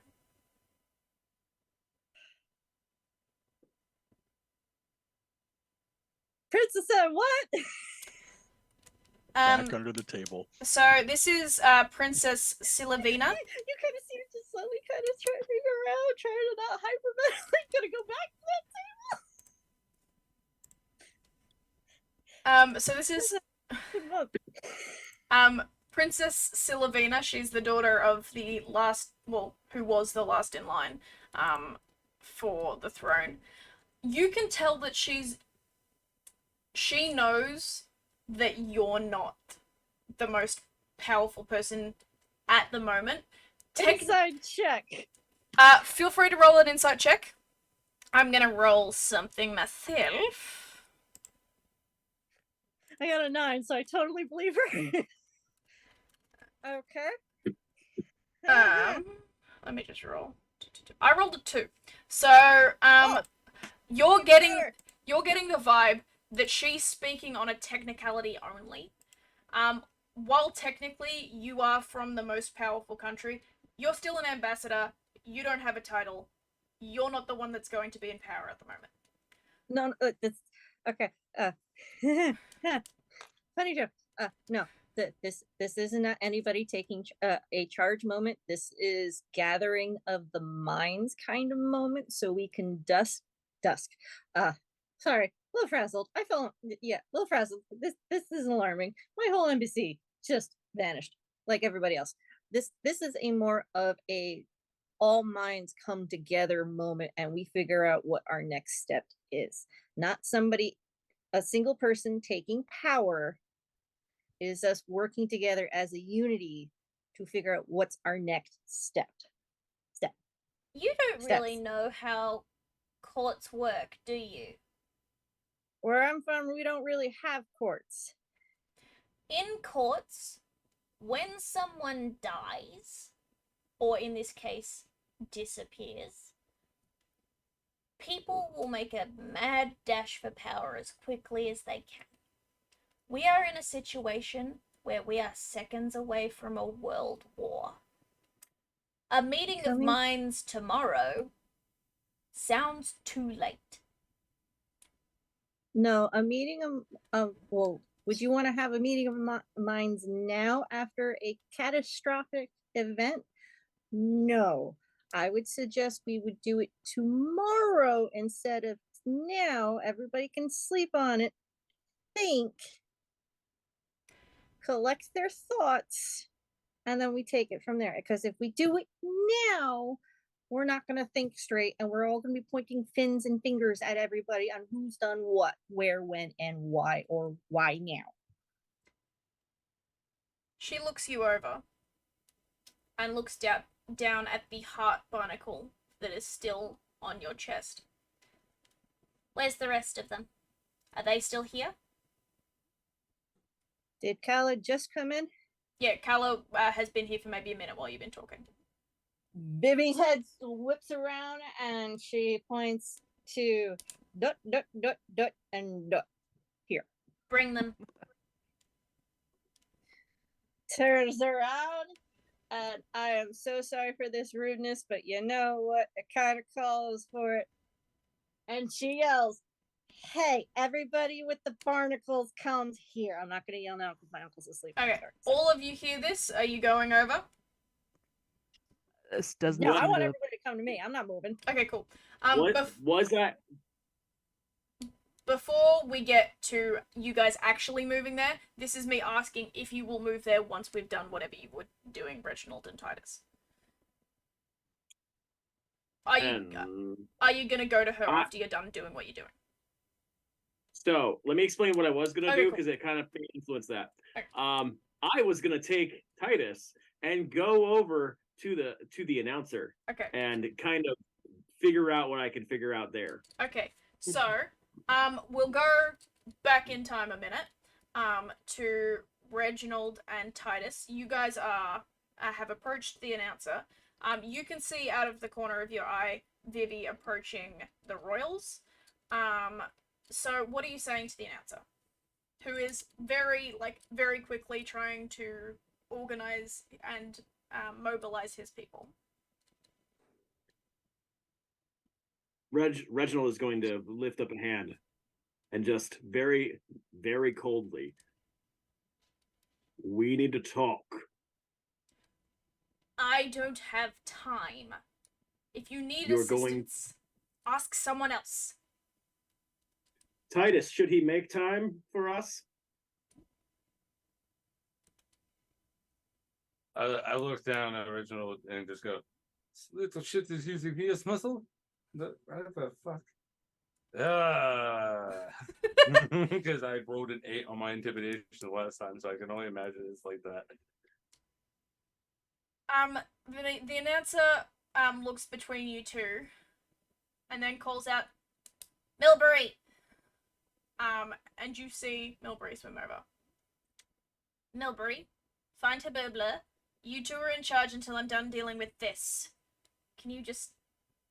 And Milbury looks fucking terrified, but does what she's told. Cause, like, she's used to being terrified and working. That's just kind of her vibe. So he turns to you and is like, what do you want? Very easy question here. That writing there was the writing from a week ago. What is that? Was it a Is month it a ago? month ago? That was a week ago. It was a week ago. So Okay, it was a week ago. you've been here a month. That event was a week ago. What? Okay. What is that? We don't know. It disappeared off the mimics before we could have an actual look at it. This one seems to be staying around, so we will have some time to look at it. Oh, great. Well, while that time happens, a chieftain is missing, family is missing, which is there's a lot of problems right now. Do you think I don't realize that? Do you think I don't know that everyone has fucking gone? I understand that this is a terrible situation for everyone. I'm doing everything I can in this moment, but I understand we're fucked. I understand that.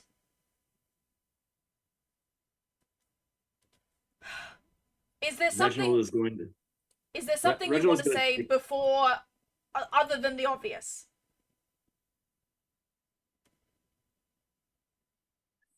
Reginald takes a very deep breath and looks at the poor excuse of an announcer ahead of him and says, if you did nothing before, what's to say you will do something with this? We'll have to handle this another way. The fact that you think that I did nothing shows how little you know about what goes on behind the scenes of this world.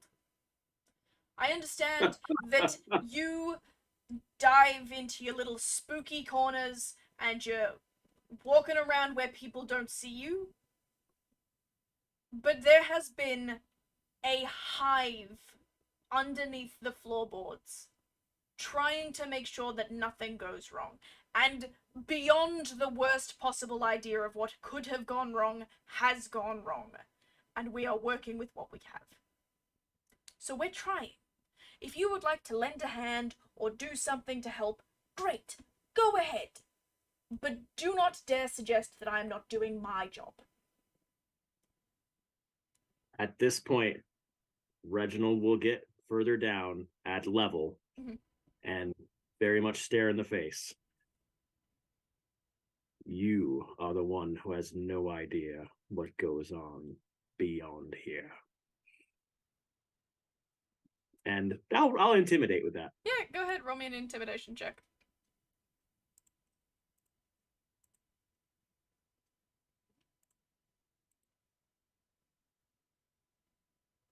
That's a nat 20 for a 26. Oh boy. You see, for the briefest moment, a glimmer of fear in his eyes. And then it turns. If I find out that you had anything to do with this, I will make your fate worse than death. My family is already missing. It As can't get is much mine. worse. I was born into the service of the royals. I was raised to be theirs. They are my family. as much as yours was yours.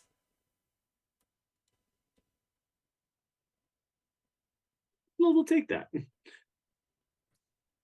I am doing my best to make sure we do not go to war. If you want to find out everything else in between so I can make that a little bit easier, that'd be great. Just do something that doesn't make it worse. Now, can I please get back to my job? Fair enough. He turns and walks away. And as he does that, he kind of waves a hand, and the guards leave you guys alone. So Titus is no longer being circled, despite the fact that he has not put his weapons away. At this point is when Vivi calls out to you all. So Ezekiel, you got your hand up. Are you doing something Yeah. before you're getting called out, or? No, I have a question. So we all danced with the royals first. You Are danced with any the grandchildren. so the ones that are still there? So the ones that are still here, you danced with. Okay. Is the one that I danced with still up there? Yes. What was her name? She would have been Adora. Odora. Okay. He will have moved up there, not right when Vivi went up there, but he would go up there to Adora. Mhm. Um, And just as a clarification, Vivi is talking to Sylvina, which is Silivina. with everything that Adora would not shut up about, would any of that have been information on where she is in the line of succession? Roll me an intelligence check because to see whether or not you tuned out. That's actually pretty good. That's a 16. 16? Okay. So she probably did mention it, and I will just double check where she is in the line so I give you the right information. So, Adora is, she is, the daughter of, the third in line. She is the first daughter, she is the second child. So she's not within reach of the throne, but she's like, she feels like she's important. Gotcha. So her father is Reva, which is the third in line to the throne. Her brother is also there. It's her brother, then her sister. So since he knows, not really knows, but he knows of Adora since she said everything in the world to Yeah.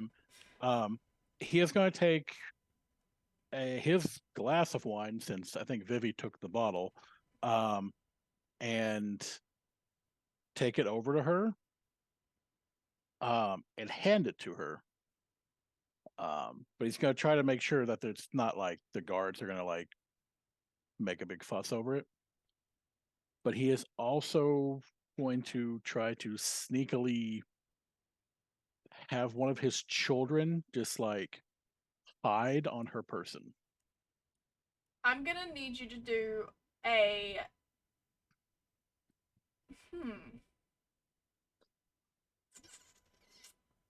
I'm gonna need you to do a stealth check, and it will be at disadvantage, as all stealth checks will be at the moment, because the guards are on high alert. Right. It's not the wine that they're having an issue with, but they probably will be keeping an eye out for any weird small things. Yeah. Yeah. Okay. Like you trying to poison a lion in the throat. So. Same roll. That's actually a 21. Okay, they don't notice your child going over there. But they're a bit wary about you handing the wine over. A guard takes the wine, takes a sip, doesn't die, and then hands it to her. Sure. And he'll just sit there and try to be a comfort to her. Okay. Since hopefully he's hoping that familiarity will allow this with her, but he won't really talk much. Yeah, He'll let her do the talking. She barely acknowledges you, but she is talking. it is mostly I can't believe what has happened. Does that make me second in line for the throne? Because her father's brother and sister who were first in line, they don't have any kids, except that her aunt, which is the Grand Duchess, she has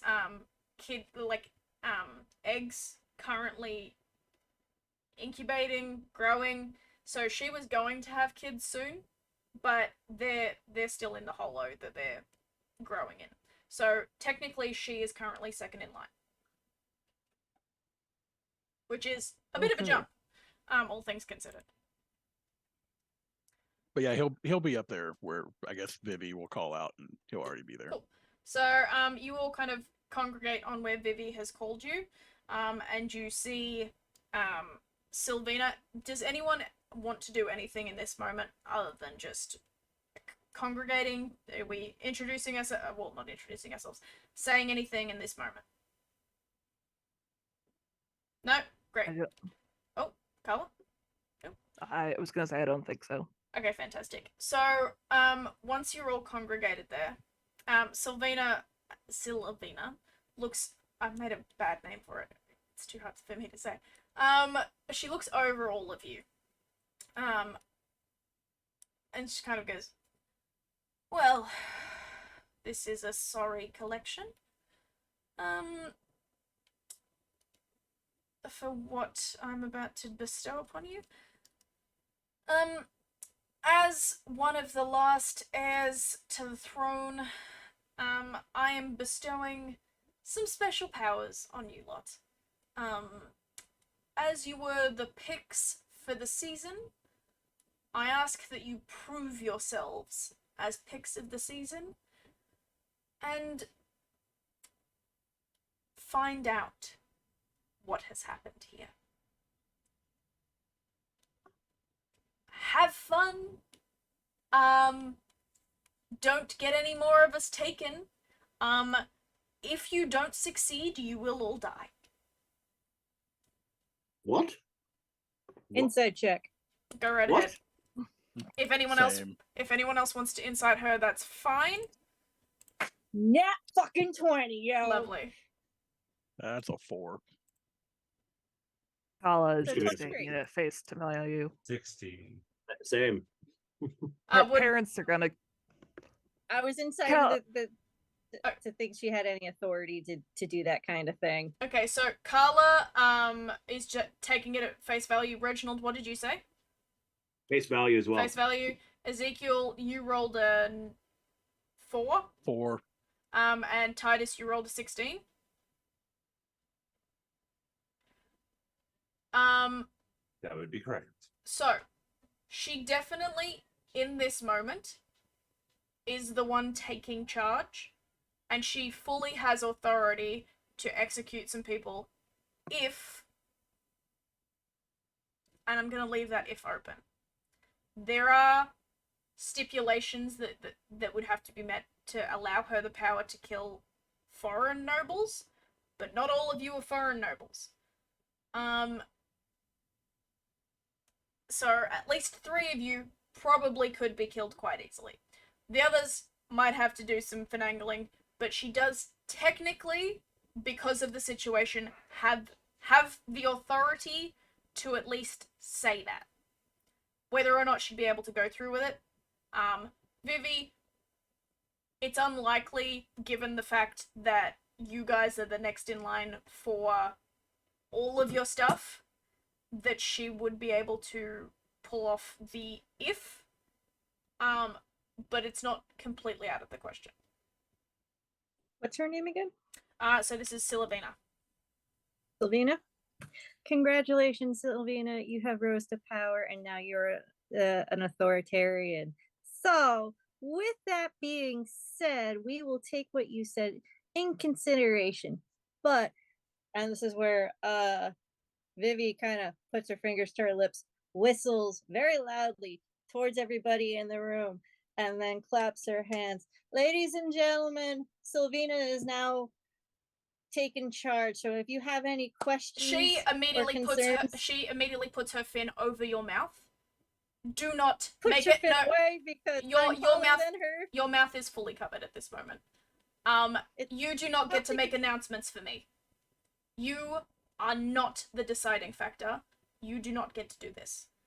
And you Our don't get announcer, and she removes her fin. from the main continent, Pardon? and you do not get to threaten somebody or other people of your chosen. What's the word?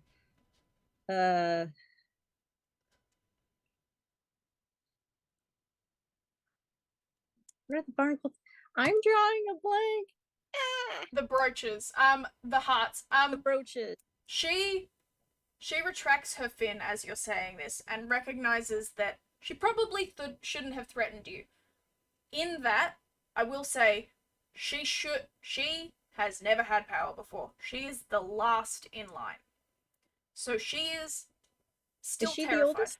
She is I don't know if she's the oldest, but she was the one that was the most calm in this moment. Yes. So she's probably the oldest, but in that she's the last in line. Yeah. So she's just All right. trying to like make something happen right now so that there's something to go from here. She's not threatening you in a way that's like Yeah.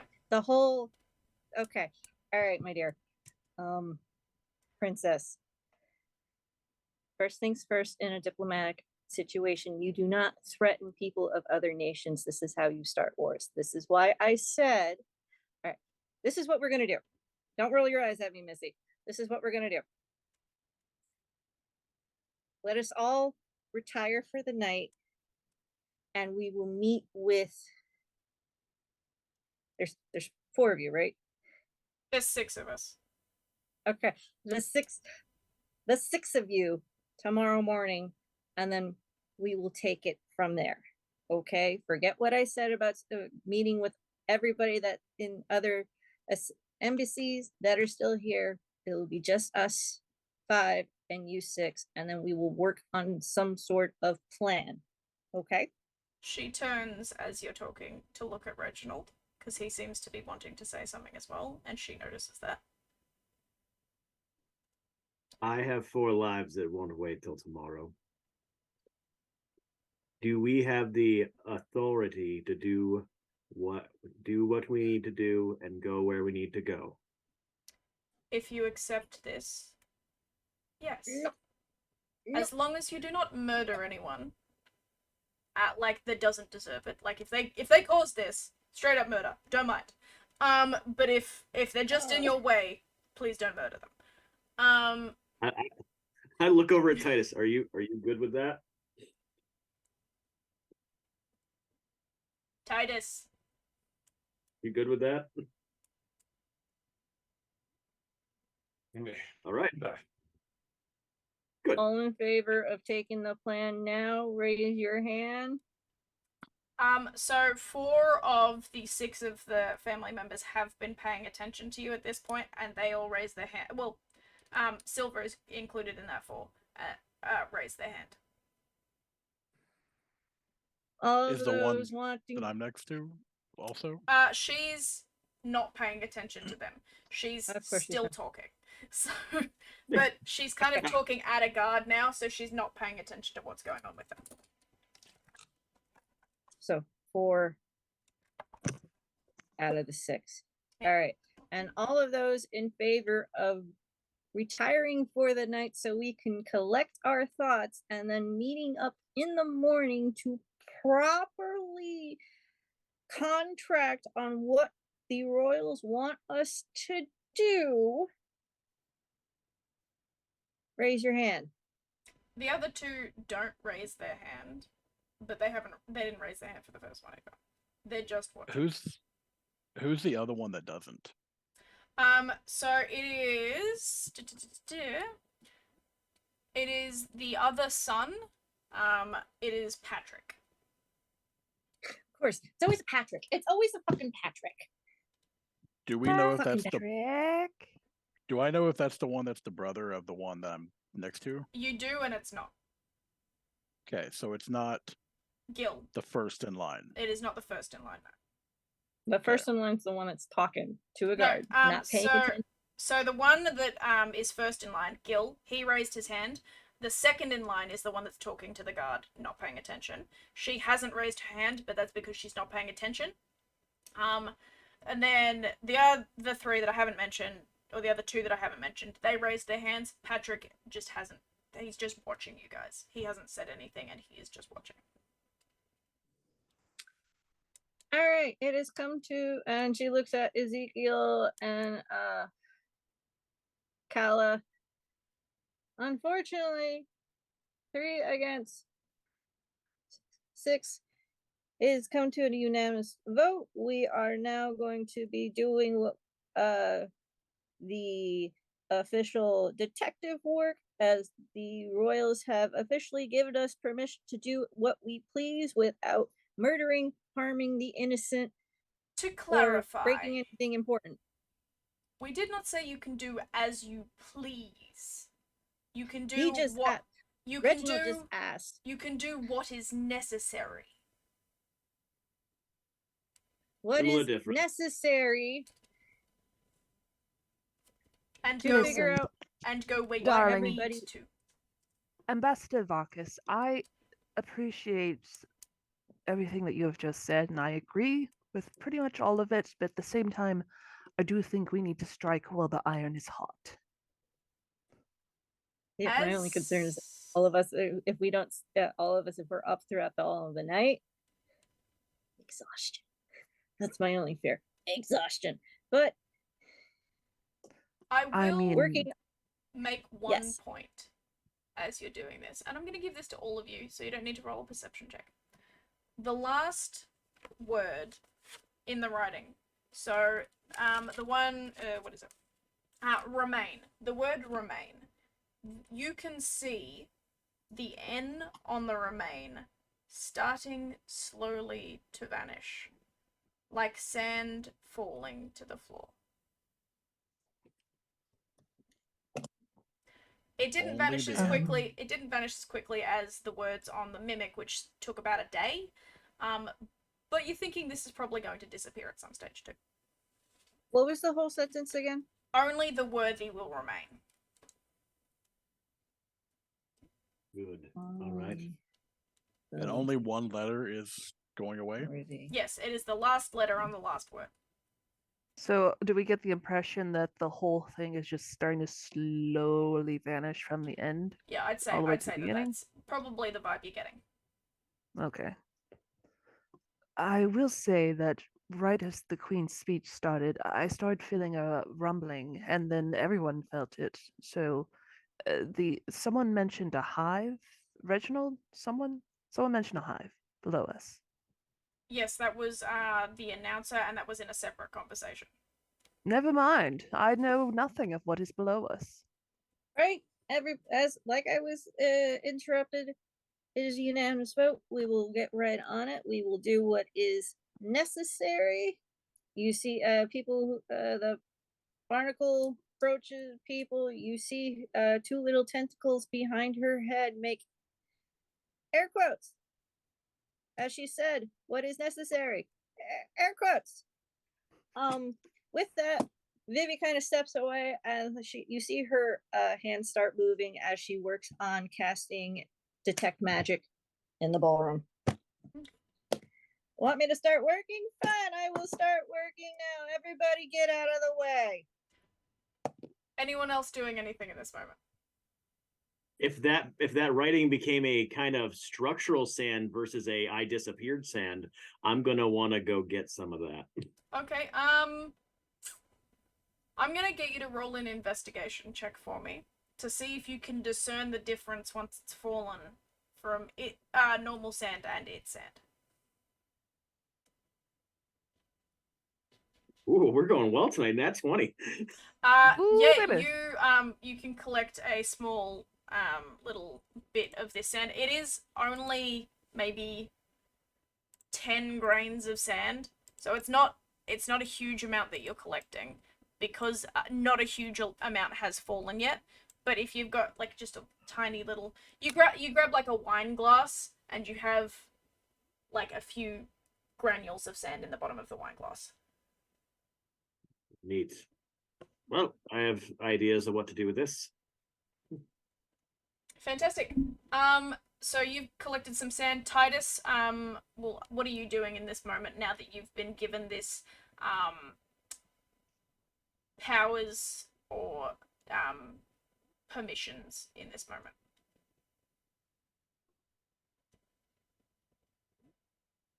He's gonna punch Oh, a guard he doesn't have his because it's headphones in, that's technically fine. necessary. Ezekiel, what are you doing in this moment? He's gonna try to get his children, few more of them, to get on each of the remaining royals. I will ask, what are you trying to achieve by having them with the royals? It's not really what they're used for, but just kind of wants them to stay with them for 24 hours and report back to him. Can you roll me a d20? Sure. That is a 5.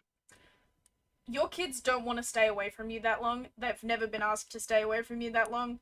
They're not cool with it. They'll stay with the royals for as long as you guys are in the same room. If they lose sight of you, they're gonna come back.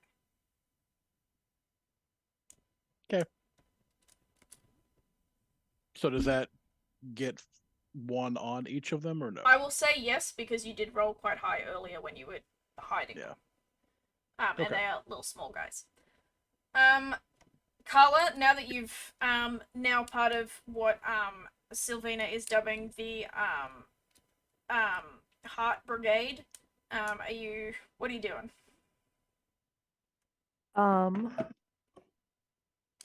She wants to see what the source of the rumbling was. Okay. Because she detected it first, and it was obviously coming from below. Mhm. At least to her, with her having feet on the ground. I'll let you do. Do you just want to investigate the floor, or do you want to go talk to people?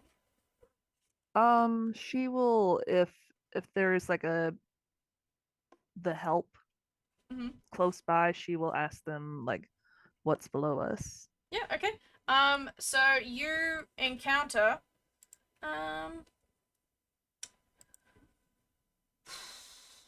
Do you want to talk to Milbury or Habubla? I definitely want to talk to Milbury. Okay. Oh, Lady Mara. Hello. Hi. Hello, How can I help? hello, dear. What's below us? The ground? Yes, below that. More ground? Is there another floor beneath this one? Oh, Is there what? Yeah, yes, there is. This, it's where it's our storage area. It's where we keep, like, extra wine bottles and food and stuff like that. It's storage for this. All right. This particular hall. Every dance hall that we create also has a sub-level of storage for that hall. All right. And how would we get down there? You want to go down there? Yes, I think the rumbling may have sourced from down there. Okay. I can take you down there. Okay. Thank you hold on- much, Milbury. Hold on one moment. And she Alright. goes and finds the announcer, who she kind of just has a brief conversation with, probably asking for permission, but he's now been briefed that you guys have the permission to go where you need to go. So he's passing that amount out amongst people and kind of gives her just a quick nod of like, yes, you can take them, that's fine. So you're wanting to go downstairs. Reginald has just collected some sand. Ezekiel's got a child on each of the royals. Titus, what are you doing in this moment? Yes, following Reginald, I'll put my axes away. You're putting your axes away. Fantastic. Vivi, the magic that you were just doing. What was that? Detect magic. Detect magic. Okay. So, you see the dancing lights. Other than that, there is and obviously people's personal items and that sort of thing. You see their magical items, but you don't see anything of significance. What about the words? Those are not magical at the moment. What about the floor? Nothing there magical at the moment. Sus. She would see a necklace on Ezekiel also. Okay, cool. I'm expecting everybody. So this spell lasts until I want blink my eyes. So I'm looking at it. I'm going to be standing with the announcer as he's ushering people by. So I'm being the metal detector that you go through security, making sure people are. Yeah, so I don't see anything. Not Just people currently. Currently. Reginald, are you doing anything in this moment, or are you going to be accompanying Carla when she kind of directs everyone downstairs? I'm going to secure the dust because a wine glass being, open topped is a little unhelpful potentially. Mm-hmm. So I am going to secure a vial from something. Okay, fantastic. You do that, and just put it in a pouch somewhere. Write that down on your in our notes just so that we know that you've got that. You all make your way downstairs. It's a weird kind of winding path that Milbury is taking you, but she's taking you to the official door of this room.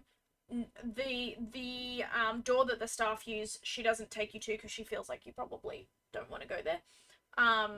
It takes you to the same location. This one's just a slightly slower path to it.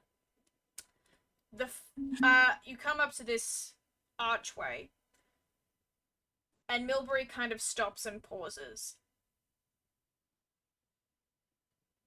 Hums quietly to herself and then continues on taking you, because she's not going to talk to you guys unless you ask. Something the Are matter, the dear. The arches magical? The arches are not magical. She is like, there was a door here earlier. And And it's there's no door. just not? There's no door. And you can see the hinges are still there. So there was a door. The door part of the door is not there anymore. It appears Huh. the door was not worthy. We don't really use this entrance, so I don't know how long the door hasn't been there. But the door's not there. Huh. Huh? Huh. What are you hunting? A DM brain is clicking. Stop it. Turn off that DM brain. I can't unthink this theory now. I keep wanting to It was say the every door all other. along, bad guy. Well, It's the door we made along the way. Kala's going to go over to the you said the hinges remained, The correct? hinges are still there, yeah. She's going to see if there's like a residue of like what's the sea equivalent of dust. Sand. Sure. She's going to see if there's like just settled particles or something over the things to see an approximation of how long the doors have been gone for. Roll me Hinges. an investigation check. I will say, actually no, I won't say. I'll leave that for a bit. Continue as you were. 15. 15. You don't notice anything in particular, you do notice that some of the sand looks a bit like the sand you saw falling off the words earlier. Also, Kala will. the Go ahead. screws that would have been in the door are on the ground. So someone unscrewed the door. They didn't just And then rip it just off took the door? and removed the door. Honestly, that's smart. Might as well take the thing that's blocking you with you. You can use it for something else. Surfboard. Kala's Blocking a gonna point this out to the rest of the compadres. I can't say I'm the most intellectually minded of the group, I'm sure. Vivi, Reginald, Titus, Zeke, do you think you can perhaps piece together any of these clues? This does seem to be at least similar to the sand from the writing. And that sand's not magical too, is it? Correct, it is not magical. Though, I will give you this, because Reginald has got some of the sand now. It looks burnt. Here's another question that nobody has asked at the beginning of this. Are we in water or out of water? You're in water. You are surrounded by Okay. water. So we can't smell burnt wood, just saying, because we're in water. Or otherwise, I don't know how that's going to work. I know Well, this is fiction, but Fish can smell. Yeah. And sharks can smell like a drop of blood in like so many things of water. You are fish, so you can smell in water. But You're would an fish- abomination, but you live in water, so I know. But would we know what burning wood smells like? probably not. Because burning isn't really a thing that happens down here. Yeah. Even in your This is why this is what happens when my actual brain starts going. It's like, wait, burn water. How does burning wood work? Have any of you entered the room? Or I- are Not you yet. just investigate? Okay, I'm cool. I'm in the We're- room. I'm looking for magic things. Okay, I'm still up top, so oh, you didn't come down with everyone? Oh, because you no, want I'm your still with you the want your, royals. yeah, you want your kids to stay there. Mhm. Perception check for anyone that goes investigation check for anyone that goes in the room. Not fucking 20 again! Hey! I need your dice. Cinco. 5? Cool. Am I- Titus, are you entering the storeroom or are you just staying by the door? You're muted. No, I'll go in if I'm able to fit. Okay. Can you roll an investigation for me, please, as well? So you're nat 20. You notice more of this burnt sand everywhere. Because you've got the detect magic up, I will give you a little bit extra because you rolled a nat 20. There isn't any magic Nat anymore. 20. Okay, cool. There isn't any magic anymore, but you can tell that there was some teleportation magic cast in here earlier. So there's residue of it still left. As for you, Titus, within that 20, there was something else I was going to give you. What was it? Oh, that's right. You find a small patch of beautiful deep blue to purple iridescent scale mail. Me? Nope, Or Titus? Titus. Just a small patch. Probably torn off a sleeve of an outfit of scale mail. And for anyone who wasn't listening to the descriptions earlier, that's what Chiefess was wearing. Teleportation magic was used in this room. That's right. And she starts pointing, Miss Melberry, I would highly suggest you get the guards, please. Yes, sorry, yes. She exits out the door, not the door that she brought you guys in, but the door that she's been using for the night, and like the servants. The have been using, servants. Yeah, the servants. And yeah, and the guards come down shortly thereafter. While she's gone, Kala's just gonna say out loud, how long were they using this room from the other door without noticing that this door was missing? servants' entryways are more hidden and private compared to royal entryways or proper entryways.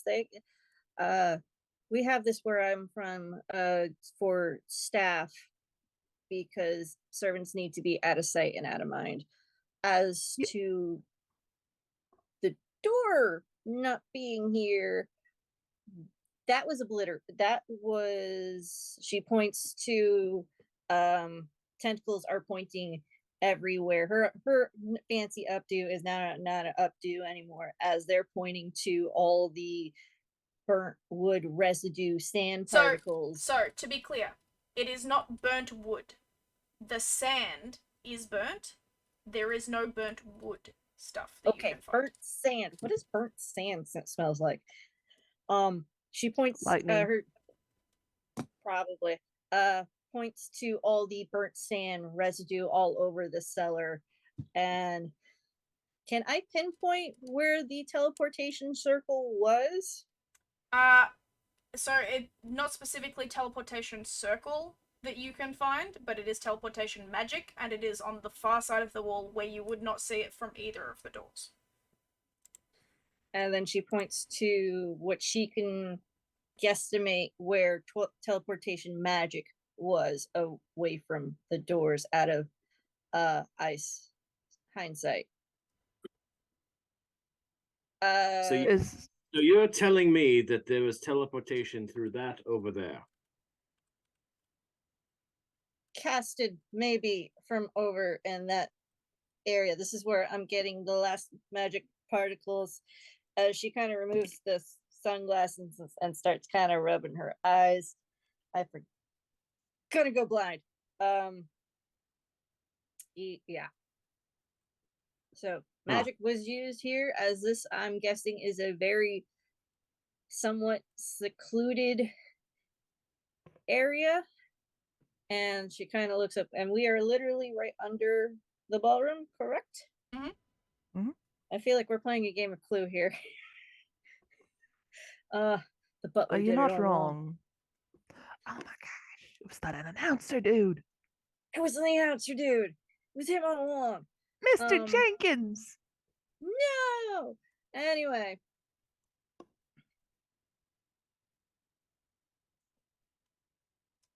I've lost my train of thought. I'm sorry. Is there any remnants of the teleportation spell that we can write down, draw down? Perhaps we can get a clue. Unfortunately, no. I can only see remnants of it, as the magic has now faded. I'm sorry. The only reason that you'd be able to see this, it is the echo of a spell that has been cast. It's like, there's still some teleportation concept around. It's not telling you what spell it is. It's not telling you, like, how it was cast, just that it was this kind of magic. It should tell me, detect magic should at least tell me what the school was. Right? Yeah, which is teleportation. Yeah. Yeah. So it's not giving you any more information because it's not there anymore. That was I only gave you that tidbit because you rolled a nat 20. Heck yeah. Yeah. Titus, are you letting anyone know you found some chainmail?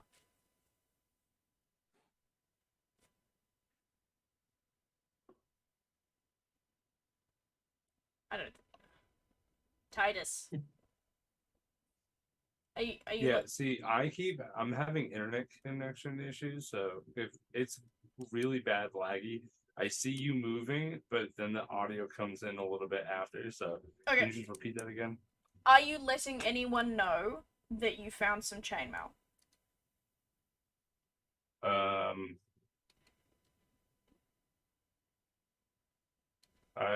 Yeah, I'll just like, piece of chieftain's armor. I found clue. He found clue. I Well found done. you. Well, we Is we there I'm know going to that hold on to this though. So we know they must have been pulled down here, I guess, by something. There's so many of them, though. How do you stuff there- all those people down here?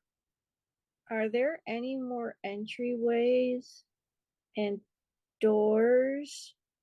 Just the servants? Just the servant's door and the door that's got the door missing. Oh, You know Reginald, what? you I'm do bring going up. through the servants' door. Hold on. Reginald brings up a point. How do you get all these people out?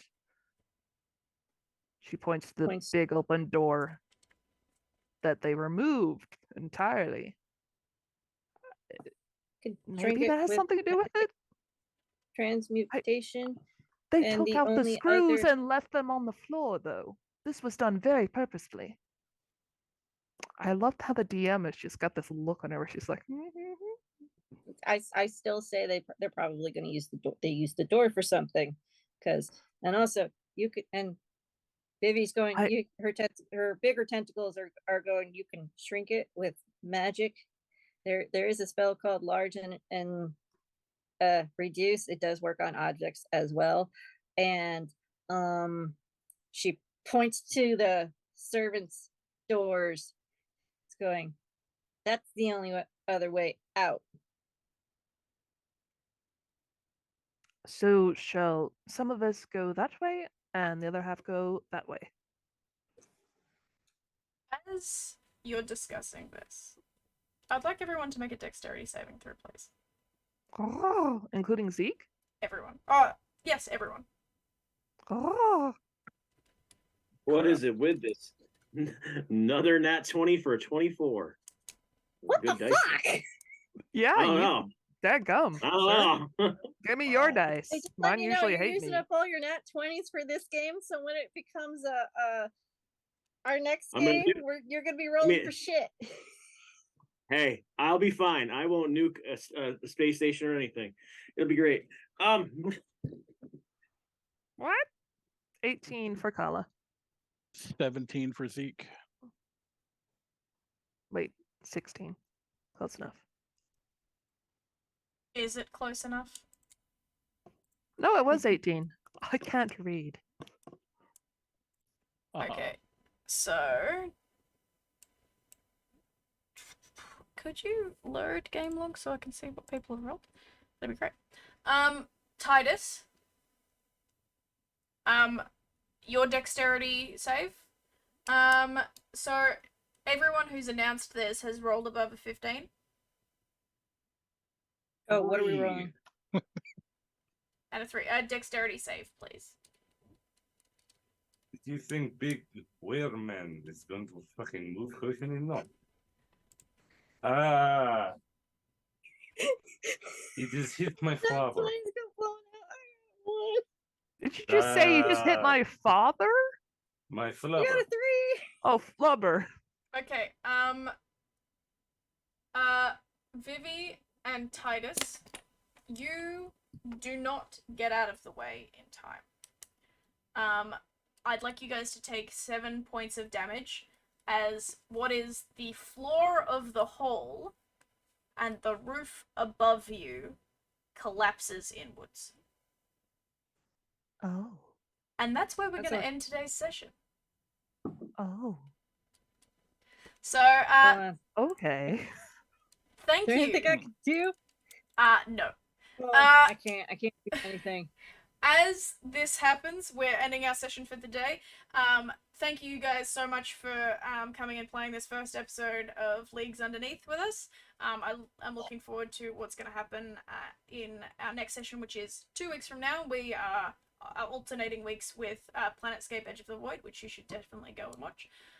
If you like this, we've got more awesome stuff over on the Discord, so please feel free to come along and join that. You can see all of these lovely guys here and all of the fantastic things they do.